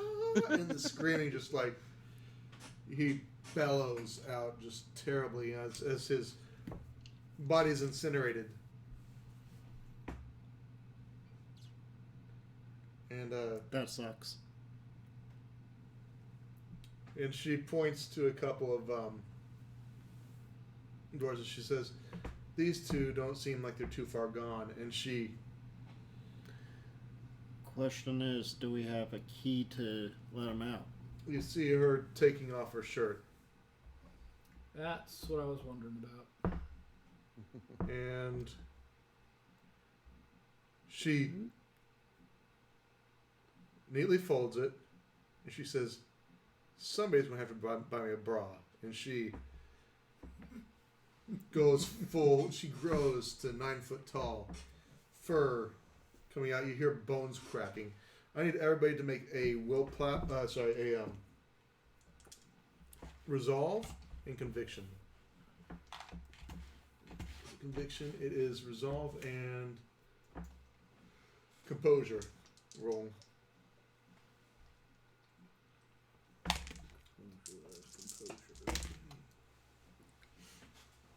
3. Where's composure? Is social. okay. 2 with a crit success. Okay.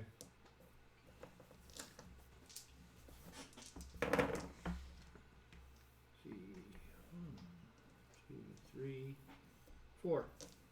Okay. You barely hold your shit together. You're fine. You saw that she's cool, calm, and collected, which is probably one of the few things that stop you from being frightened. Yeah.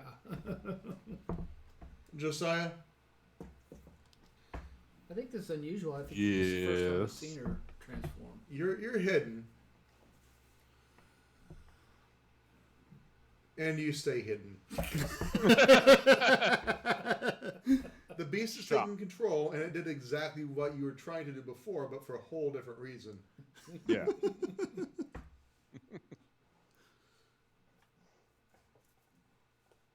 She reaches up and she grabs a hold of the door.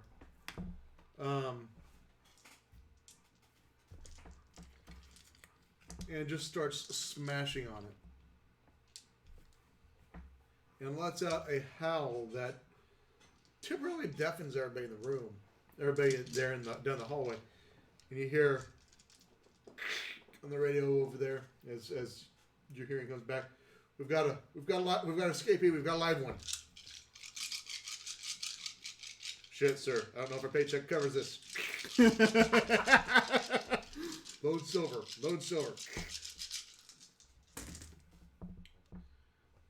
And I was kind of wondering how we're going to get out of here. you see a dent as she takes her fist and just jams it into the door. It dents this solid metal surface, and there's a little peak where the air is able to get out, or this chamber's like opened up a little bit. She hammers it again, and you hear the door crack open, and there's an individual in there that's the naked female with the spidering on her. She's hooked up to some sort of weird thing, and as it opens, you see Val kind of choke a little bit, she pulls back, and she growls something rageful as you see little small specks of something in the air, almost like a mist. Silver. And she pulls back. She goes to the next one, starts smashing it. The woman in there is too weak to move.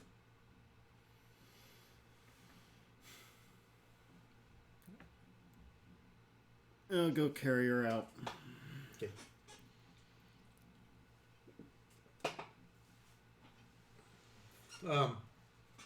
She walks closer to you, Josiah. You squeeze yourself into the farthest corner you can of this one-way hallway. Oh, shit. And she smashes another door open. Just bashing at it. And bashing.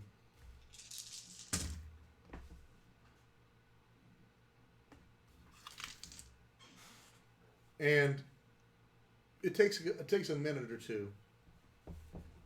Meanwhile, you hear the hustling of the doorway coming around the corner. The door opens. And this time, she wastes no time. She just rushes down the hallway towards the T intersection. Understanding now that something in the air there is going to be bad. And you see her rush forward and start to kind of barrel past you guys as there's not much room. Give me a Dex and Athletics check to see if you're quick enough to get out of the way. Does that include me, or just since No. I'm already out of the way? You're safe. Okay. You're bravely out of the way. You're bravely... I actually got 2 with only 2 dice. Well, I got double successes and a 9. Okay. And you are including your blood dice in there? Yes. None of them were crits. You, So you rolled double successes. Is that a crit or is that a 10, 10, 9. yeah? All right, so you managed to duck out of the way just in time. She barrels right through you, despite your best efforts, even rolling as best as you can. You find yourself scattered on the ground. You don't take any damage from it. It's not even superficial. It may have been to mortal. They may have taken a bruise or something, but The person I was carrying may be a little bruised too. She's headed towards the guards that were headed our way. she's heading towards the hallway. I'll re-pick her up and follow. And as you pick her up, she Trying goes. to get the other people You hear in your moving. you're grabbing someone else, and Josiah, I will tell you that you can use a willpower to Okay. come out of your fear. okay. You may have to make another attempt in the future, but for the time being, you're okay. Okay. To use a willpower for it.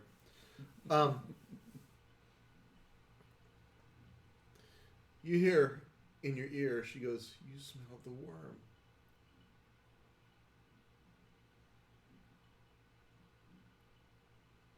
The silver. The worm? She is mentioning, she just seems to say that she's in almost a haze. She's definitely there, but too weak to do too much right now. We are rescuing you from the worm. And you end up picking up the other individual. What's your strengths? 1. Yeah. It's manageable, but you are extremely slow. Yeah. I have 2, and at this point, I could come out of hiding. At this point, there's no reason for me to stay hidden. Possibly. There's definitely around the corner. You can't hear exactly what's going on, but Right. there's definitely some sort of fighting going on. No matter how well you're prepared with the right ammunitions, taking out a werewolf is a challenge. Mm-hmm. There's a reason even the best vampires, it takes about 5 vampires to take out one werewolf. That's what my dad Well, just and always they're got already silver bullets. concerned about Mhm. are they getting paid enough for this? Maybe we can make it a little bit easier on them and be like, hey, You like maybe you using guys my just money, walk don't away. you? Just yes, I do. throwing money at him. Yes, I do. You do hear. Hey, I also like not dying, and I'm sure you don't like, or you like not dying as well. So I'm already dead. We're all dead. shit. You hear from the group that most of the gunfire's stopped. You hear one of the individuals call out on his intercom, and you can hear it through one intercom that went skittering in front of you. Scorched Earth. We're down. Scorched Earth initiative. Scorched Earth initiative. Oh crap! Ah, shit. We better go. Yep, rushing out of there Know what that means? as fast as we can. If Yep. we have to drop the bodies, we do. You come around the corner and see Wolfie with several visible holes in her body. They are not healing.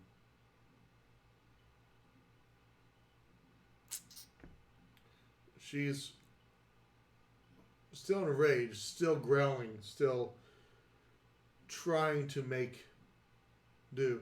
She says, one of them escaped.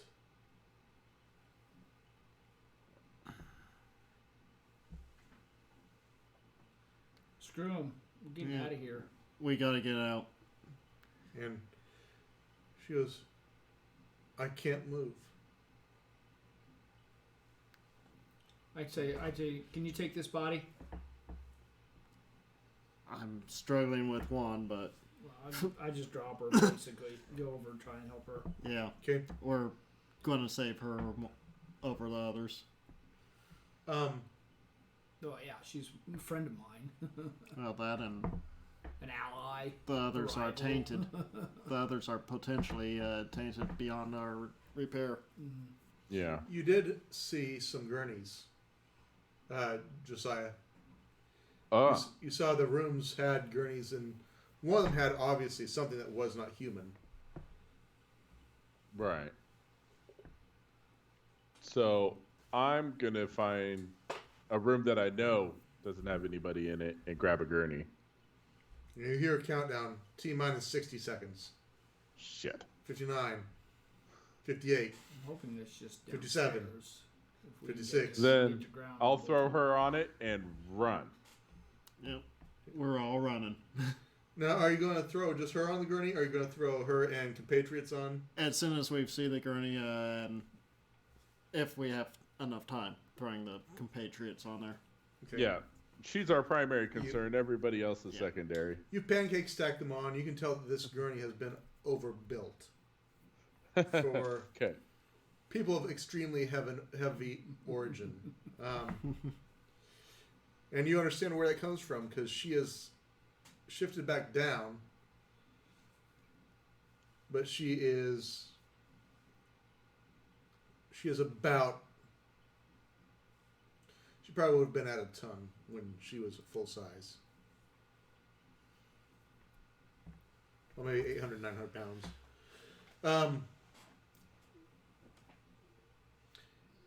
You rush through you see an elevator with filled with scientists, and hurriedly pushing the button as a guard turns and levels his rifle at you.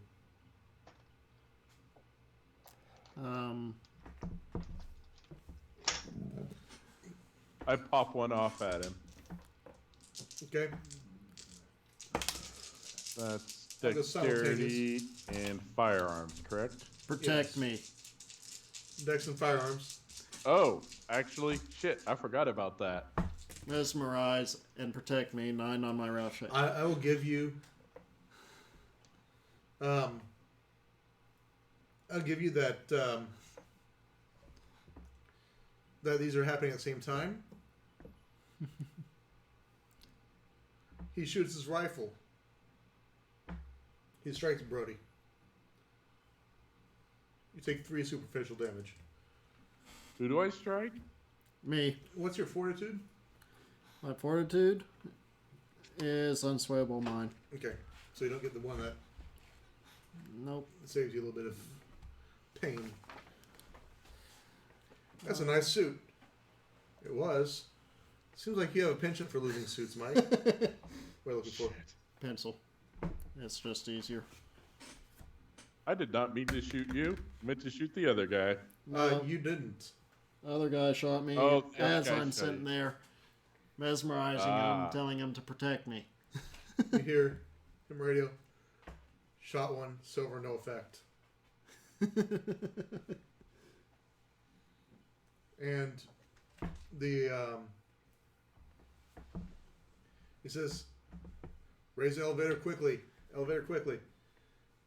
And you hear somebody, or you hear the doors actually start to shut as he's trying to creep back into the elevator. You guys are good 50 feet away. Does anybody have celerity? No. No. No. I will give you. I thought I did, but I don't. I don't think you would. Not being true.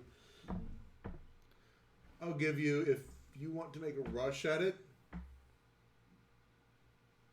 you can roll a Dex and Athletics. Keep in mind, you can take a rouse check to increase, or Strength and Athletics. You take a rouse check to increase your strength.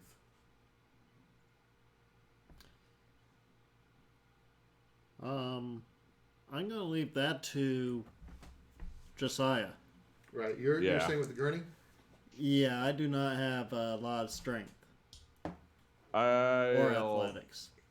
yeah, I do. And I will go ahead and take a rouse check on that as well. Excellent. Fuck. Oh well, I'm still rolling. Here we go. You are so pathetic. Let me tell you, if you didn't have me to carry you around, you'd be dead already. I got 2. Sorry? He got 2. I got 4. Okay. Would you like to... No, you probably don't want to roll... Oh, you got So 2. is the elevator You're okay. full? Not for It is... It has about 5 people, including the soldier. So, you get there just in the nick of time as the elevator doors are right here. You manage to get your hands in there and push the sensors away so that the safety stop sensors prevent you from getting smashed. They open. You find... The one word command. I'm not exactly sure which commands work. What if I just yelled out? You could definitely yell out, and somebody you looked at would go out. It only works on one individual. Okay. You do have a individual pointing a rifle at you at close range, Stop. and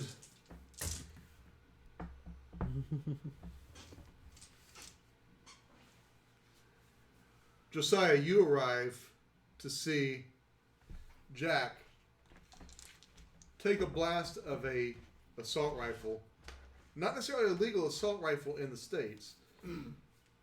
Take a blast to the chest. Your face splatters with blood as bits of vitae come out and it hits your senses. Give me a resolve and composure roll, both of you.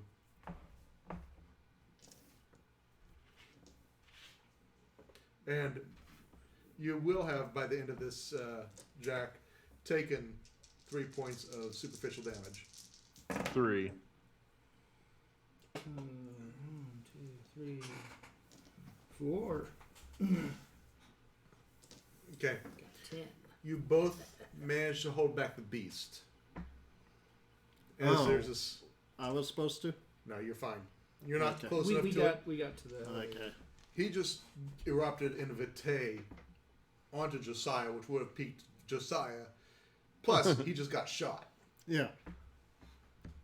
I wasn't sure if I needed to take one since I got shot too, but... No. You were far enough away. You expected it, in a way. You're hustling the gurney as fast as you can with 3 bodies on it, and it's not a light deal. Without the support of your friends, give me a give me a strength plus athletics roll. I thought it'd be kind of cool if we got the 1. gurney going fast enough. got gurney going fast enough and ram him with the gurney. It's Yeah. definitely not moving that quickly. Yeah. 1 is all I can get. Yeah, that's what I'm saying. It's not moving that quickly. If he rolls a bestial failure, one of those wolves is turning into dinner, and he's going to be a miserable mess afterwards.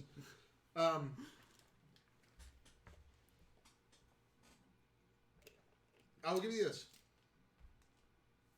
You managed to keep the gurney straight, and it's moving around along. You're about 1/3 of the way there.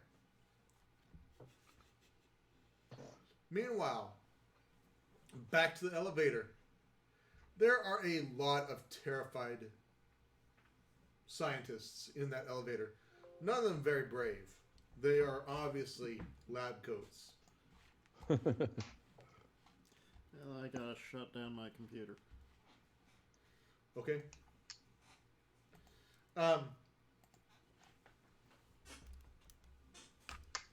What are you guys doing now? Because he unloaded on you. You just arrived, Josiah. You would actually have an opportunity to do something now if you wanted to. Well, I got a pesky hunger kind of bugging me right now. So I think I'm going to go ahead and have another snack real quick just so I can feel a little bit better. I'm going to have a Snickers. Not yourself.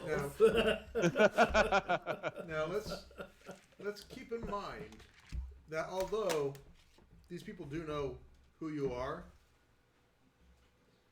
I will give a warning on this, is that Yes. they know exactly what you are Uh-huh. if you start feeding on them, and they may Right. have countermeasures Mm. if you expose yourself that easily. Okay. Well, then I'm going to go ahead and shoot him then. Okay, which one are you shooting?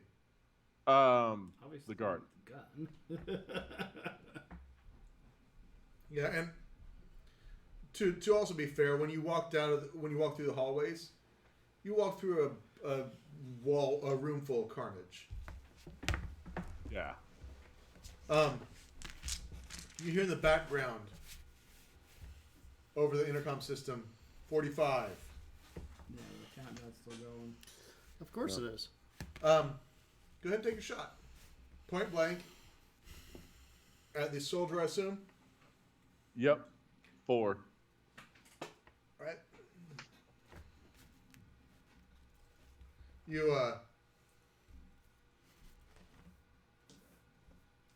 You manage to hit him pretty severely. You see him hunker over. You hear another woman scream as she took a shot, as it's so close that actually pierced her shoulder. He falls down, obviously dead. He deserved it. He was attacking you. You Yep. feel no guilt on that one. The woman, however, you may feel some guilt. I will do what I can to take care of that as soon as I throw this fucker out of the way so that Got a 10 Brody for a can second. slide on in with the gurney. You hear 30. He's managed to trundle the gurney quite a little bit closer. Jack, with your... Give me a perception. Intelligence and... intelligence and awareness. I'm going to make it a little weird here.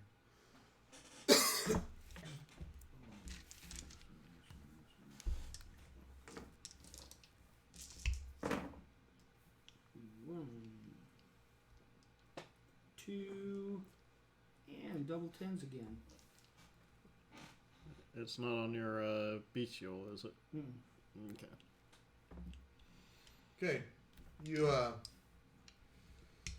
You realize that there's not enough room for the gurney, you three, and the 5 remaining scientists in the elevator. Well, I wasn't planning on taking the 5 scientists in the elevator. Yeah, I wasn't either. Someone was looking at their humanity.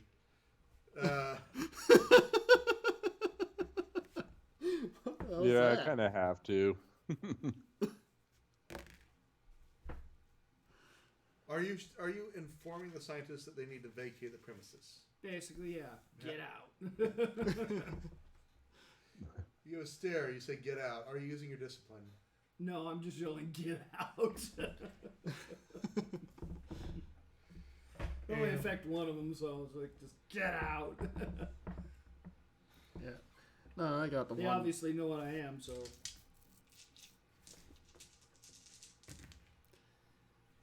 Fight or flight.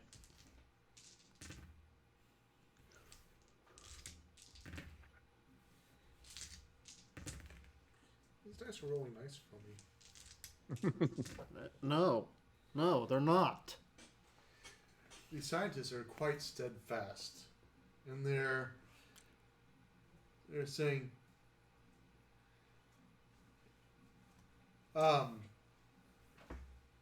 we can go up together. It's okay. And you see another one. There's no way. No way going to be able to hold us all off. And he raises his foot as to kick you. You hear over the intercom, 15.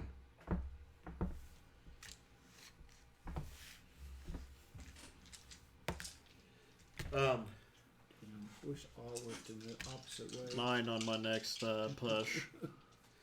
The gurney is actually right at your back now. He gives you a kick. Does fairly well. You go smashing into the gurney. You take another point of superficial damage.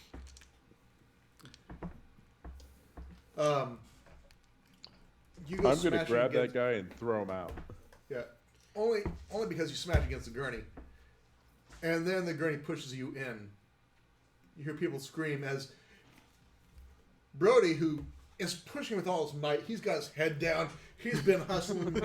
It's funny seeing this guy with a suit and no strength, just pushing as fast as he can, try to keep balance. You hit a wall. It's a slightly softer wall than you thought. Yeah, it's a wall. And I imagine you probably let an audible oof as it happens. Yeah. Josiah, give me the strength plus brawl.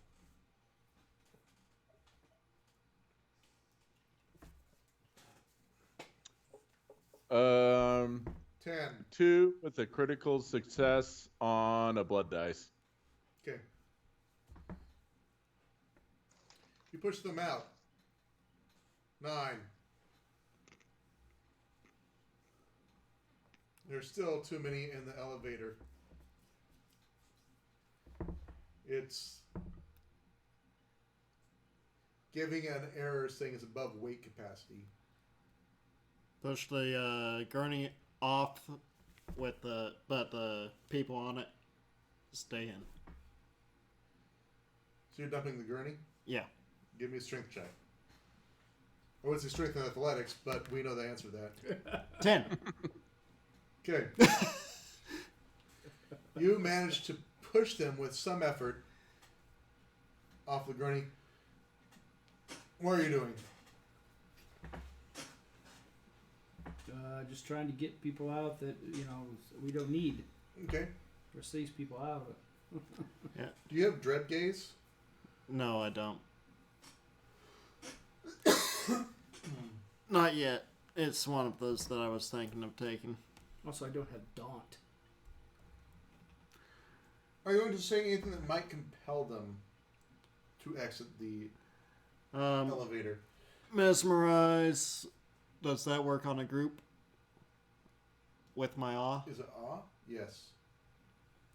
I'll awe and mesmerize all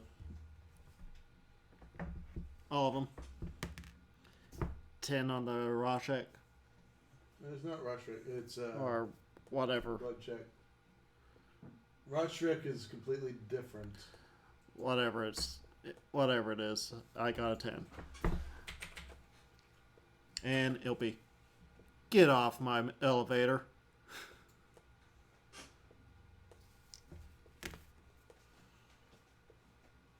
So I need manipulation plus dominate.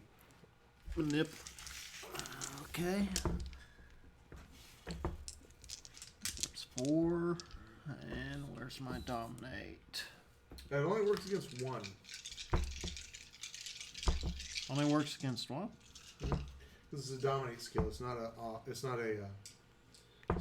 Presence. What level of presence are you right now? Presence 2. Okay. You don't have the ability yet. Jesus Christ. Like I said, dot. Would be nice. 3. Okay. Because dot repels instead of attracts. Right.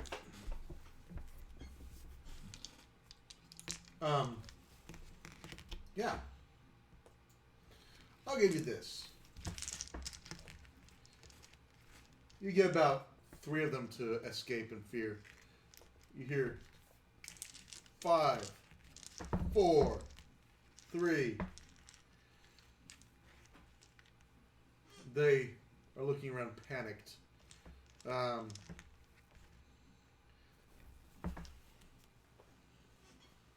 Two. You see the elevator doors start to close. 1. As you're looking, I need everybody to roll composure and resolve.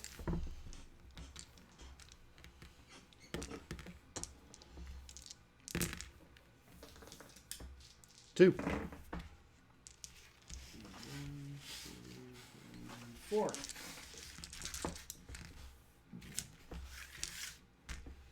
Probably didn't do as good this time, but. You're not a brave one, Josiah. You rolled 2? Mm-hmm.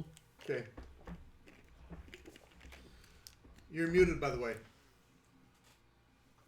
Sorry, that's 1 out of 7. Yes, his dice are not being kind. I No, got 2 no, out they're of 4. I'm at least 50%. Come on. Yeah, I know. This sucks.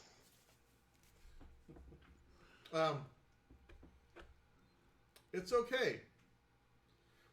The reason I say roll it is because as the doors are getting closed, tongues of flame, you see jets of just pure flame erupt through the whole facility, roiling throughout it. You hear the shattering of equipment, the breaking of things.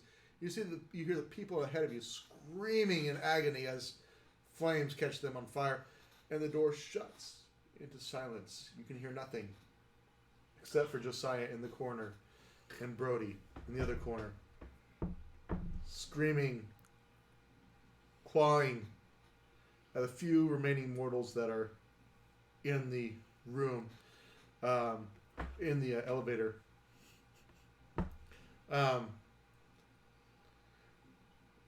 Those mortals are terrified at what's just happened. You come to. It takes a moment, but the fire is no longer there. The risk is gone for the moment. The elevator's making its way up. For some reason, some elevator music starts playing.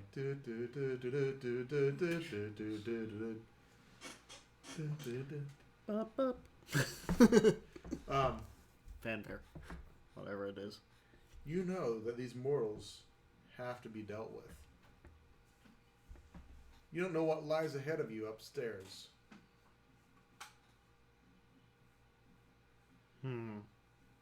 The two individuals you rescued from the from downstairs, they roll themselves off of the gurney. We What got rid of gurney? the gurney. Or sorry, not well. It was still laying. I don't remember pushing it out of the deal. That's basically what I was doing to I thought to you give them dumped the weight. bodies. I dumped the bodies off it and pushed the gurney out Okay. to get rid of the weight of the gurney. You hear, or they kind of start standing up, and they look at you and say, and they tell you, the only reason I'm not killing you right now is because you have rescued us. But you're the worm. And Val, of course, speaks up and she says, and you're thankful that she's still alive. She is barely there, but she is still alive. She speaks up and she says, they came to rescue you. And when no one else would. She says she has the approval of the San Padre pack. Or they have the approval of the San Padre pack. They seem to pause as this elevator music goes.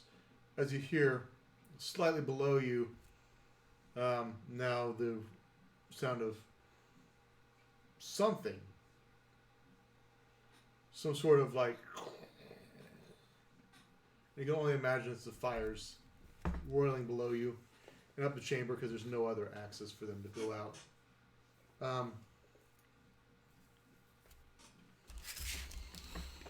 The elevator reaches the top, and the two look at each other and go, well, we're not at full, but we are already naked. And you see them pop fur, and they look weaker. They don't quite pop for the full 8 and 9 foot that the wolf would normally do. But they do pop, and they cough as they do it. And you see the door open. And there's a line of about 3 or 4 humans with guns. And they see these great beasts. And let me go ahead and check for you. I am using one of the guys as a shield. Okay. It would likely be in their best interest if they just went home for the day. No, I'm using Nice the to- doctors as the shields. Well, no, I know. I'm just saying. I say out loud, you know what, guys? You're probably better off just going home for the day. I'm just saying. The It's not going to end well. three of the guards, actually, you see them go white, like ghostly white, in just sheer panic, sheer terror. You've never seen this before, but when mortals see Garu in full form, they tend to enter into a panic that makes them forget the experience even. It terrifies them to the point that they're willing to overlook it as kind of like PTSD. You didn't see it, but it haunts you forever, that kind of thing. Another one opens up his gun. Just opens up shooting.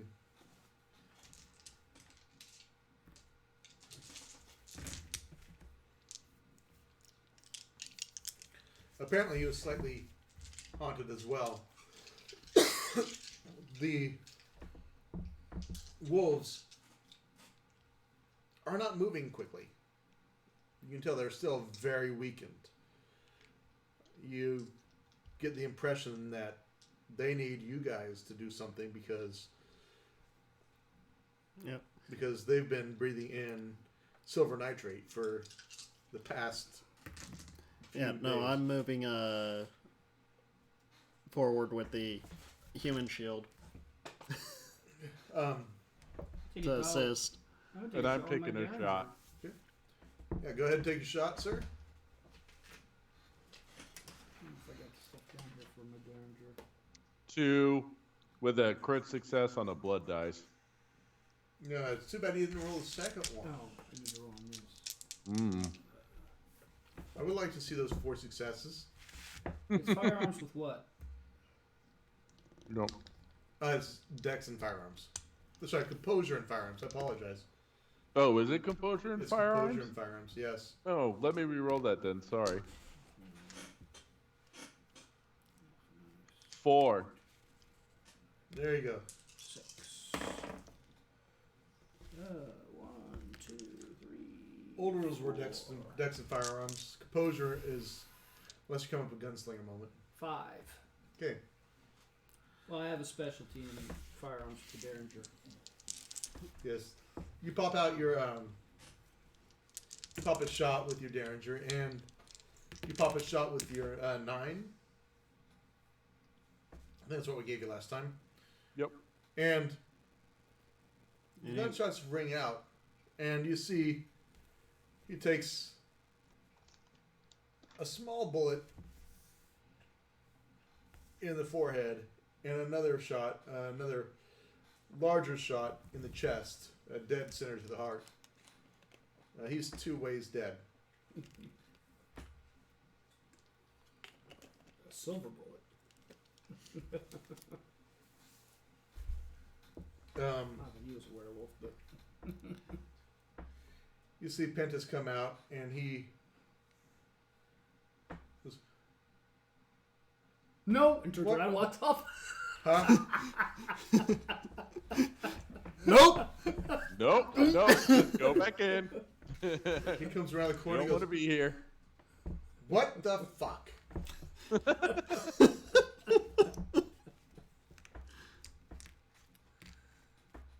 Well, Well, I take it you had success. Yeah. Seeing as these people invaded my space. yep. You won't have any problems down there for a little while anyway. Just don't let anyone down there again. And he Nobody's going down there for a while. says, take care of this. And he points to the body.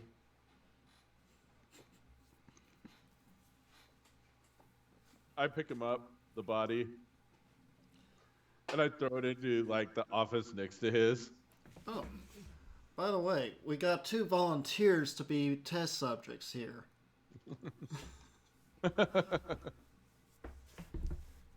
Pentas looks at them. And he says, they don't look to be afflicted with anything.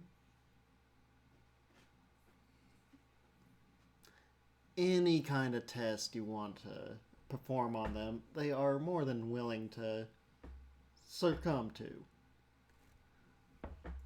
One looks at, no, I'm not. Yes, you are. Are you trying to dominate them? No. I'm volunteering them. And Pentas says, well, I might take them off your hands if you owed me a favor.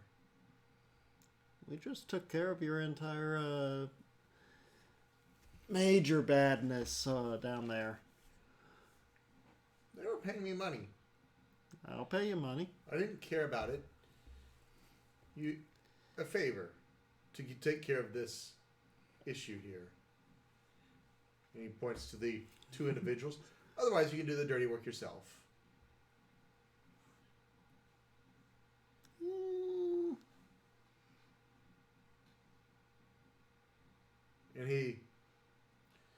Says, "You with the other body, take that out of that room. It's getting blood everywhere. Put it in the elevator."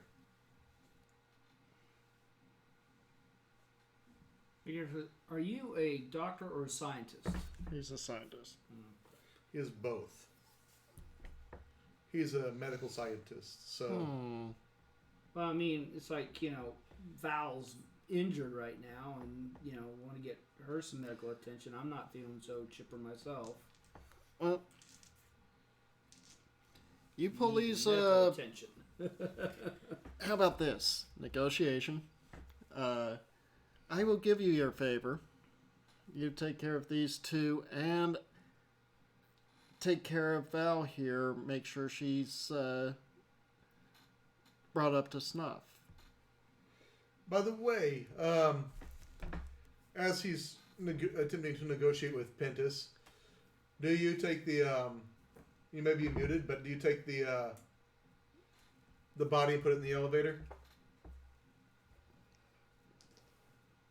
No, I'm just gonna throw it into not in his office. I'm just gonna throw it into whatever room is next to me. That's not his office. There, close the door. There you go. He definitely told you to put it in the elevator. Yeah, Oh, throw I it in know the what he elevator. told me. I understand he said words. And he goes, I'll see to your, I'll take them off your hands, but obviously you guys aren't interested in cooperating beyond the measure we've already agreed to. You have to find someone else for the wolf.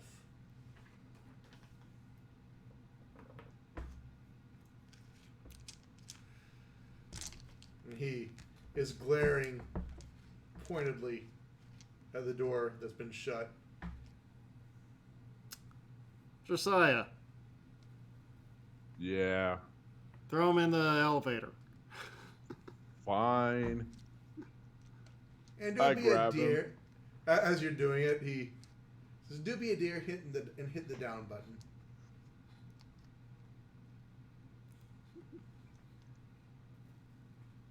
So I'm going to drag him across the floor, just making as big a mess as I possibly can on my Right. way to the elevator. And then I'll prop him up against the elevator door.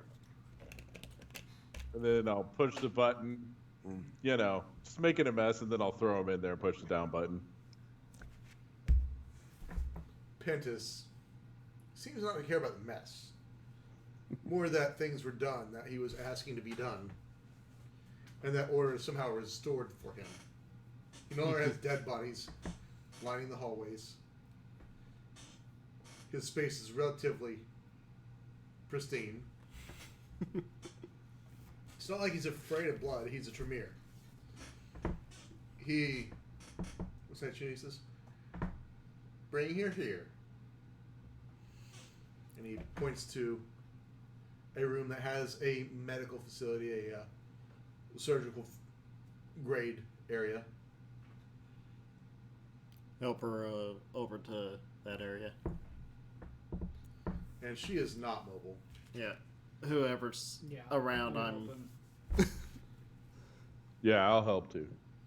The wolves at this point have resumed their human forms. They've managed somewhere to find some lab coats to bedeck themselves in. They definitely are not doing great, but they're doing better. And he throws a couple inhalers. He goes, "These are steroids. They'll do you fine for now." And they start to hit the inhaler, and Yeah, they have to get that stuff out of their system. Mhm. yeah. He proceeds to tell you to get the fuck out of his office for a little bit. As he pulls out a scalpel and says, "My knight, disturbed to do some butcher surgeon's duty."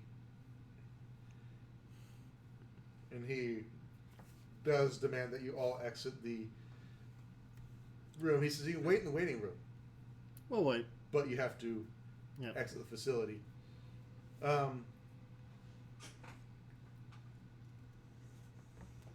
We'll do as he asks. Yep. I just stand outside the door. Pretty much. As you wait in the waiting room, an individual, mid-50s, wearing a business suit, walks in, takes measure of you. You do have some damage done to you. Are any of you healing your wounds at this time, by the way? I only have one superficial. I'm Okay. You can Fine. take a rouse check to heal the wound now if you'd like. I'll heal it. Heal that. How many do I do? You automatically heal if you roll a one. If you just take the rouse check, you're Okay. automatically healing. It's just that whether or not you go up with blood. Yeah, I've got 7 on my rouse check. I think you only took one, anyways. I had 3. You said Huh. subdue. Oh, yeah. Okay. 3 I had subdue. 4. Do I Yes. need to roll again to heal again? Each point. Okay.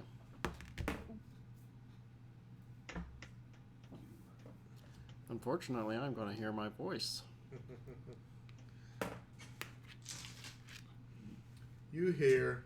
Let's see which one. This is the first time I've heard my voice. And how have you done, Jack? You got 4. Okay. I heard the voice a long time ago. Actually, the voice took over a long time ago. I only failed once, and it was Here. 5. Your son? No, I'm sorry. It's Emily. Trying to Sire. remember. Oh, okay. Sire and ex-girlfriend. Yeah. You have to eat to maintain your health. Remember, you can't be a giant hungry powermonger like yourself without a full belly. In fact, that receptionist, well, he isn't a receptionist anymore. But that guy who walked in a suit, oh, he looks ravishing. Probably tastes like a giant old steak. You remember what steak tastes like, right? I wish I could. Tempting. But I'm okay. He walks in. And he looks rather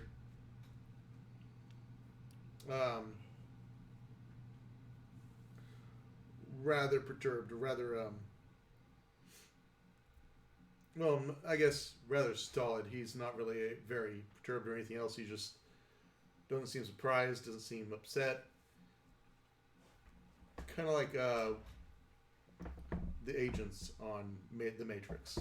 And he Mr. Anderson. says, "So, I see you've drawn your lines. How'd your cousin pull through?" He smiles. Resolve and composure. Okay. That's 2 rouse dice now, right? Or Just one rouse. Just, sorry. Oh, yeah, if you've got 2 hunger, yeah.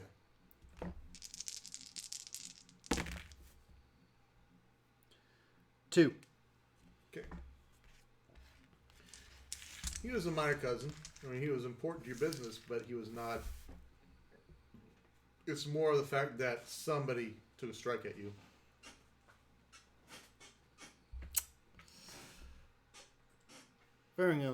He didn't fare very well, but nor did your facility. And you do see that he has a couple of individuals in what looks like full flak armor behind him. He doesn't seem to be making any aggression. He nods. He says, "Oh, this facility is one of many. As a matter of fact, Most likely, by the end of next week, it'll be back up in operation if we want it to be.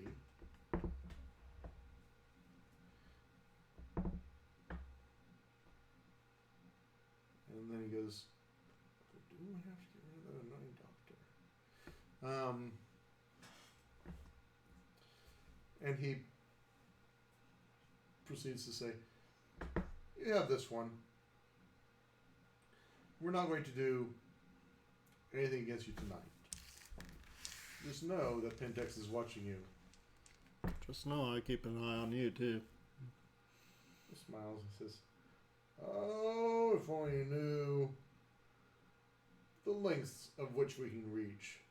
And he smiles and he turns, and his two bodyguards, completely bedecked in black face shields, mirrored where the visors are, so you can't see through the face masks, and quite bulky, a little bit bulkier than normal. Follow him. They say nothing. That doesn't surprise me. Probably as super soldiers. The woman, about an hour passes. Pentex opens the door and says, here, keep these for, if you'd like, for keepsakes. And he drops a pan that has about 6 bullets in it, all made of silver, on a nearby table. He doesn't throw them at anybody, but just disdain, doesn't care, doesn't give a shit. You've interrupted his night. He's got important things to do. And you tell that he is completely just doesn't give a shit about anything else other than the work. Mm-hmm.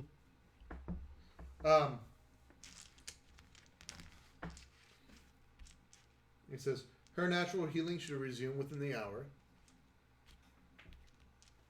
I would make sure that she doesn't come into contact with any other silver tonight. The other two, I did a brief courtesy check on them. They'll be fine. Do werewolves heal faster than normal people? Mm-hmm. Oh, yes. They heal about a 1 superficial point, at least in the current rules, the way they make them go. 1 superficial per round, per turn. So, you shoot them, they take a point of damage, and they heal it up almost as fast. So,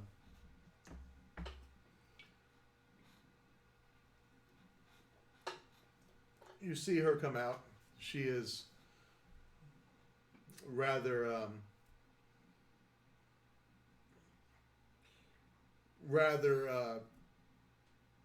damaged, but she is on her own feet now. That's a plus. You see that she's got several wounds on her. She's got a smock on because her clothing has been destroyed, and she's taken a lot of damage. You see that where the wounds are closed, he's closed them with super glue, and he's crisscrossed them with little bacon band-aids. Mm-hmm. And she goes, thanks, Doc. He pulls out of a corner an orange juice, and he hands it to her, and he says, make sure and drink this down. Take care of yourself, dear. And he says, now will we all get the fuck out of my place? Pentex. Or whatever his name is. I like you. And I'll head out.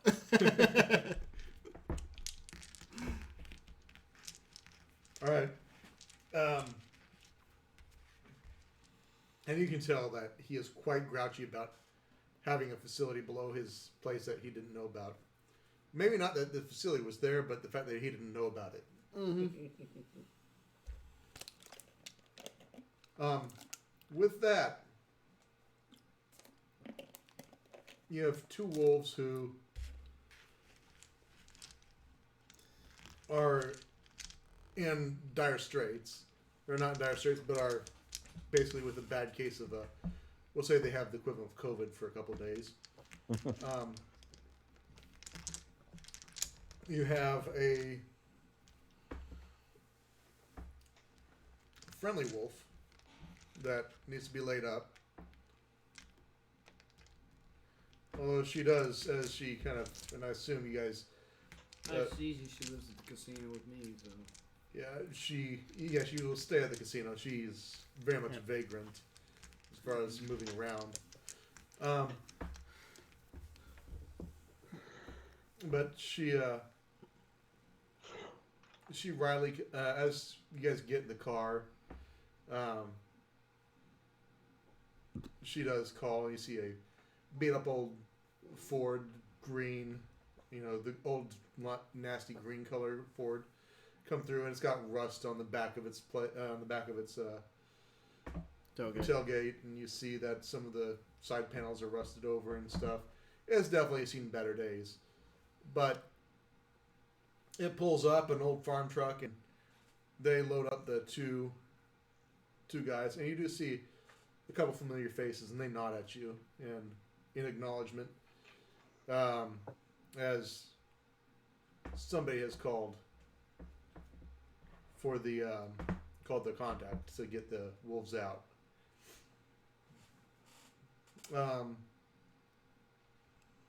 You hear the wolf.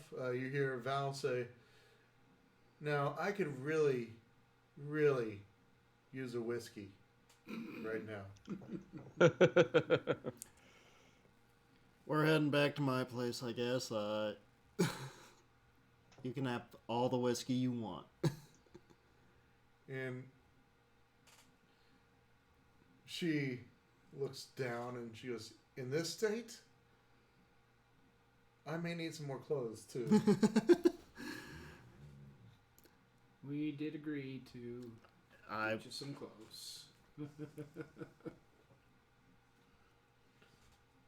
And easily said and done. You make a quick stop, get her a t-shirt. One of the places that really is open at this time of night, because it's probably like 12, is a Hard Rock cafe along the way. The casino gift shop. The casino gift shop that would be potentially open. Yeah, we'll say it's open. That works too. Find an oversized t-shirt that she can also use as a dress if she so wanted to, if she wanted to be creative with it. And some shorts. And she doesn't look great in it. And going up to VIP, a lot of people are looking at you strangely, as the band has done fantastic. It's got, you see that despite the fact that it's a slow night, there are about 3 times more people in there than you'd expect. All dancing, all having fun, all having a blast. And then you see us walking in all beat up and tore up. And going to the place where they can't go. Yeah, and Samantha comes over and goes, "Hey, boss, you see this?" And she's very much showing what she has. And she goes, "The staff is doing great. Well, except for Tim. He tried to, he started complaining, and then I told him to shut up and just do his job. And, well, he shut up and he just did his job. He hasn't said anything all night." And you see him walking around like it's a virtual zombie.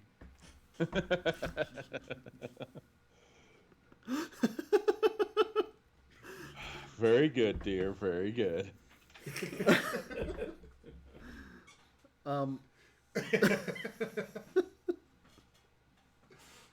Did you partake a little bit? No, he pissed me off, and so I just told him to do what I wanted him to do. Ah. Okay. That type of zombie.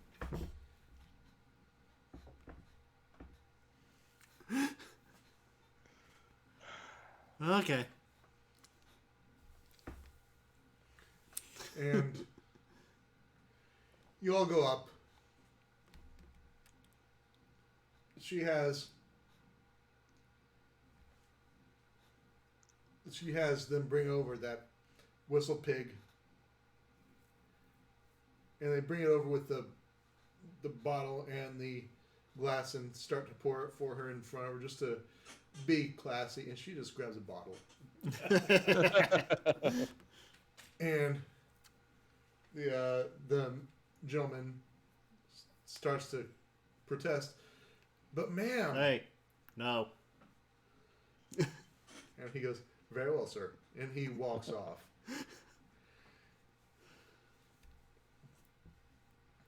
And With basically that, tell her, it's like, Val, it says, I'm going to have to go and get some new clothes again. So when I go out, you're welcome to come with me and we can get you a whole new outfit. Yeah, I gotta go out too, so. Someone keeps putting holes in my short. We promised we'd get you something. We can get you something really Yep. nice that fits really well. and she smiles, and she, you know, already tell she's feeling better. And she slurs a little bit as she goes, well, that'll be nice. I think I'm probably going to be carrying her into the casino tonight. Good possibility. On that note, It is time. Yeah. I will be stopping the stream at this time. Thank you for watching. If you've been watching, I appreciate it. Everybody have a great evening, and we'll catch you on the next one.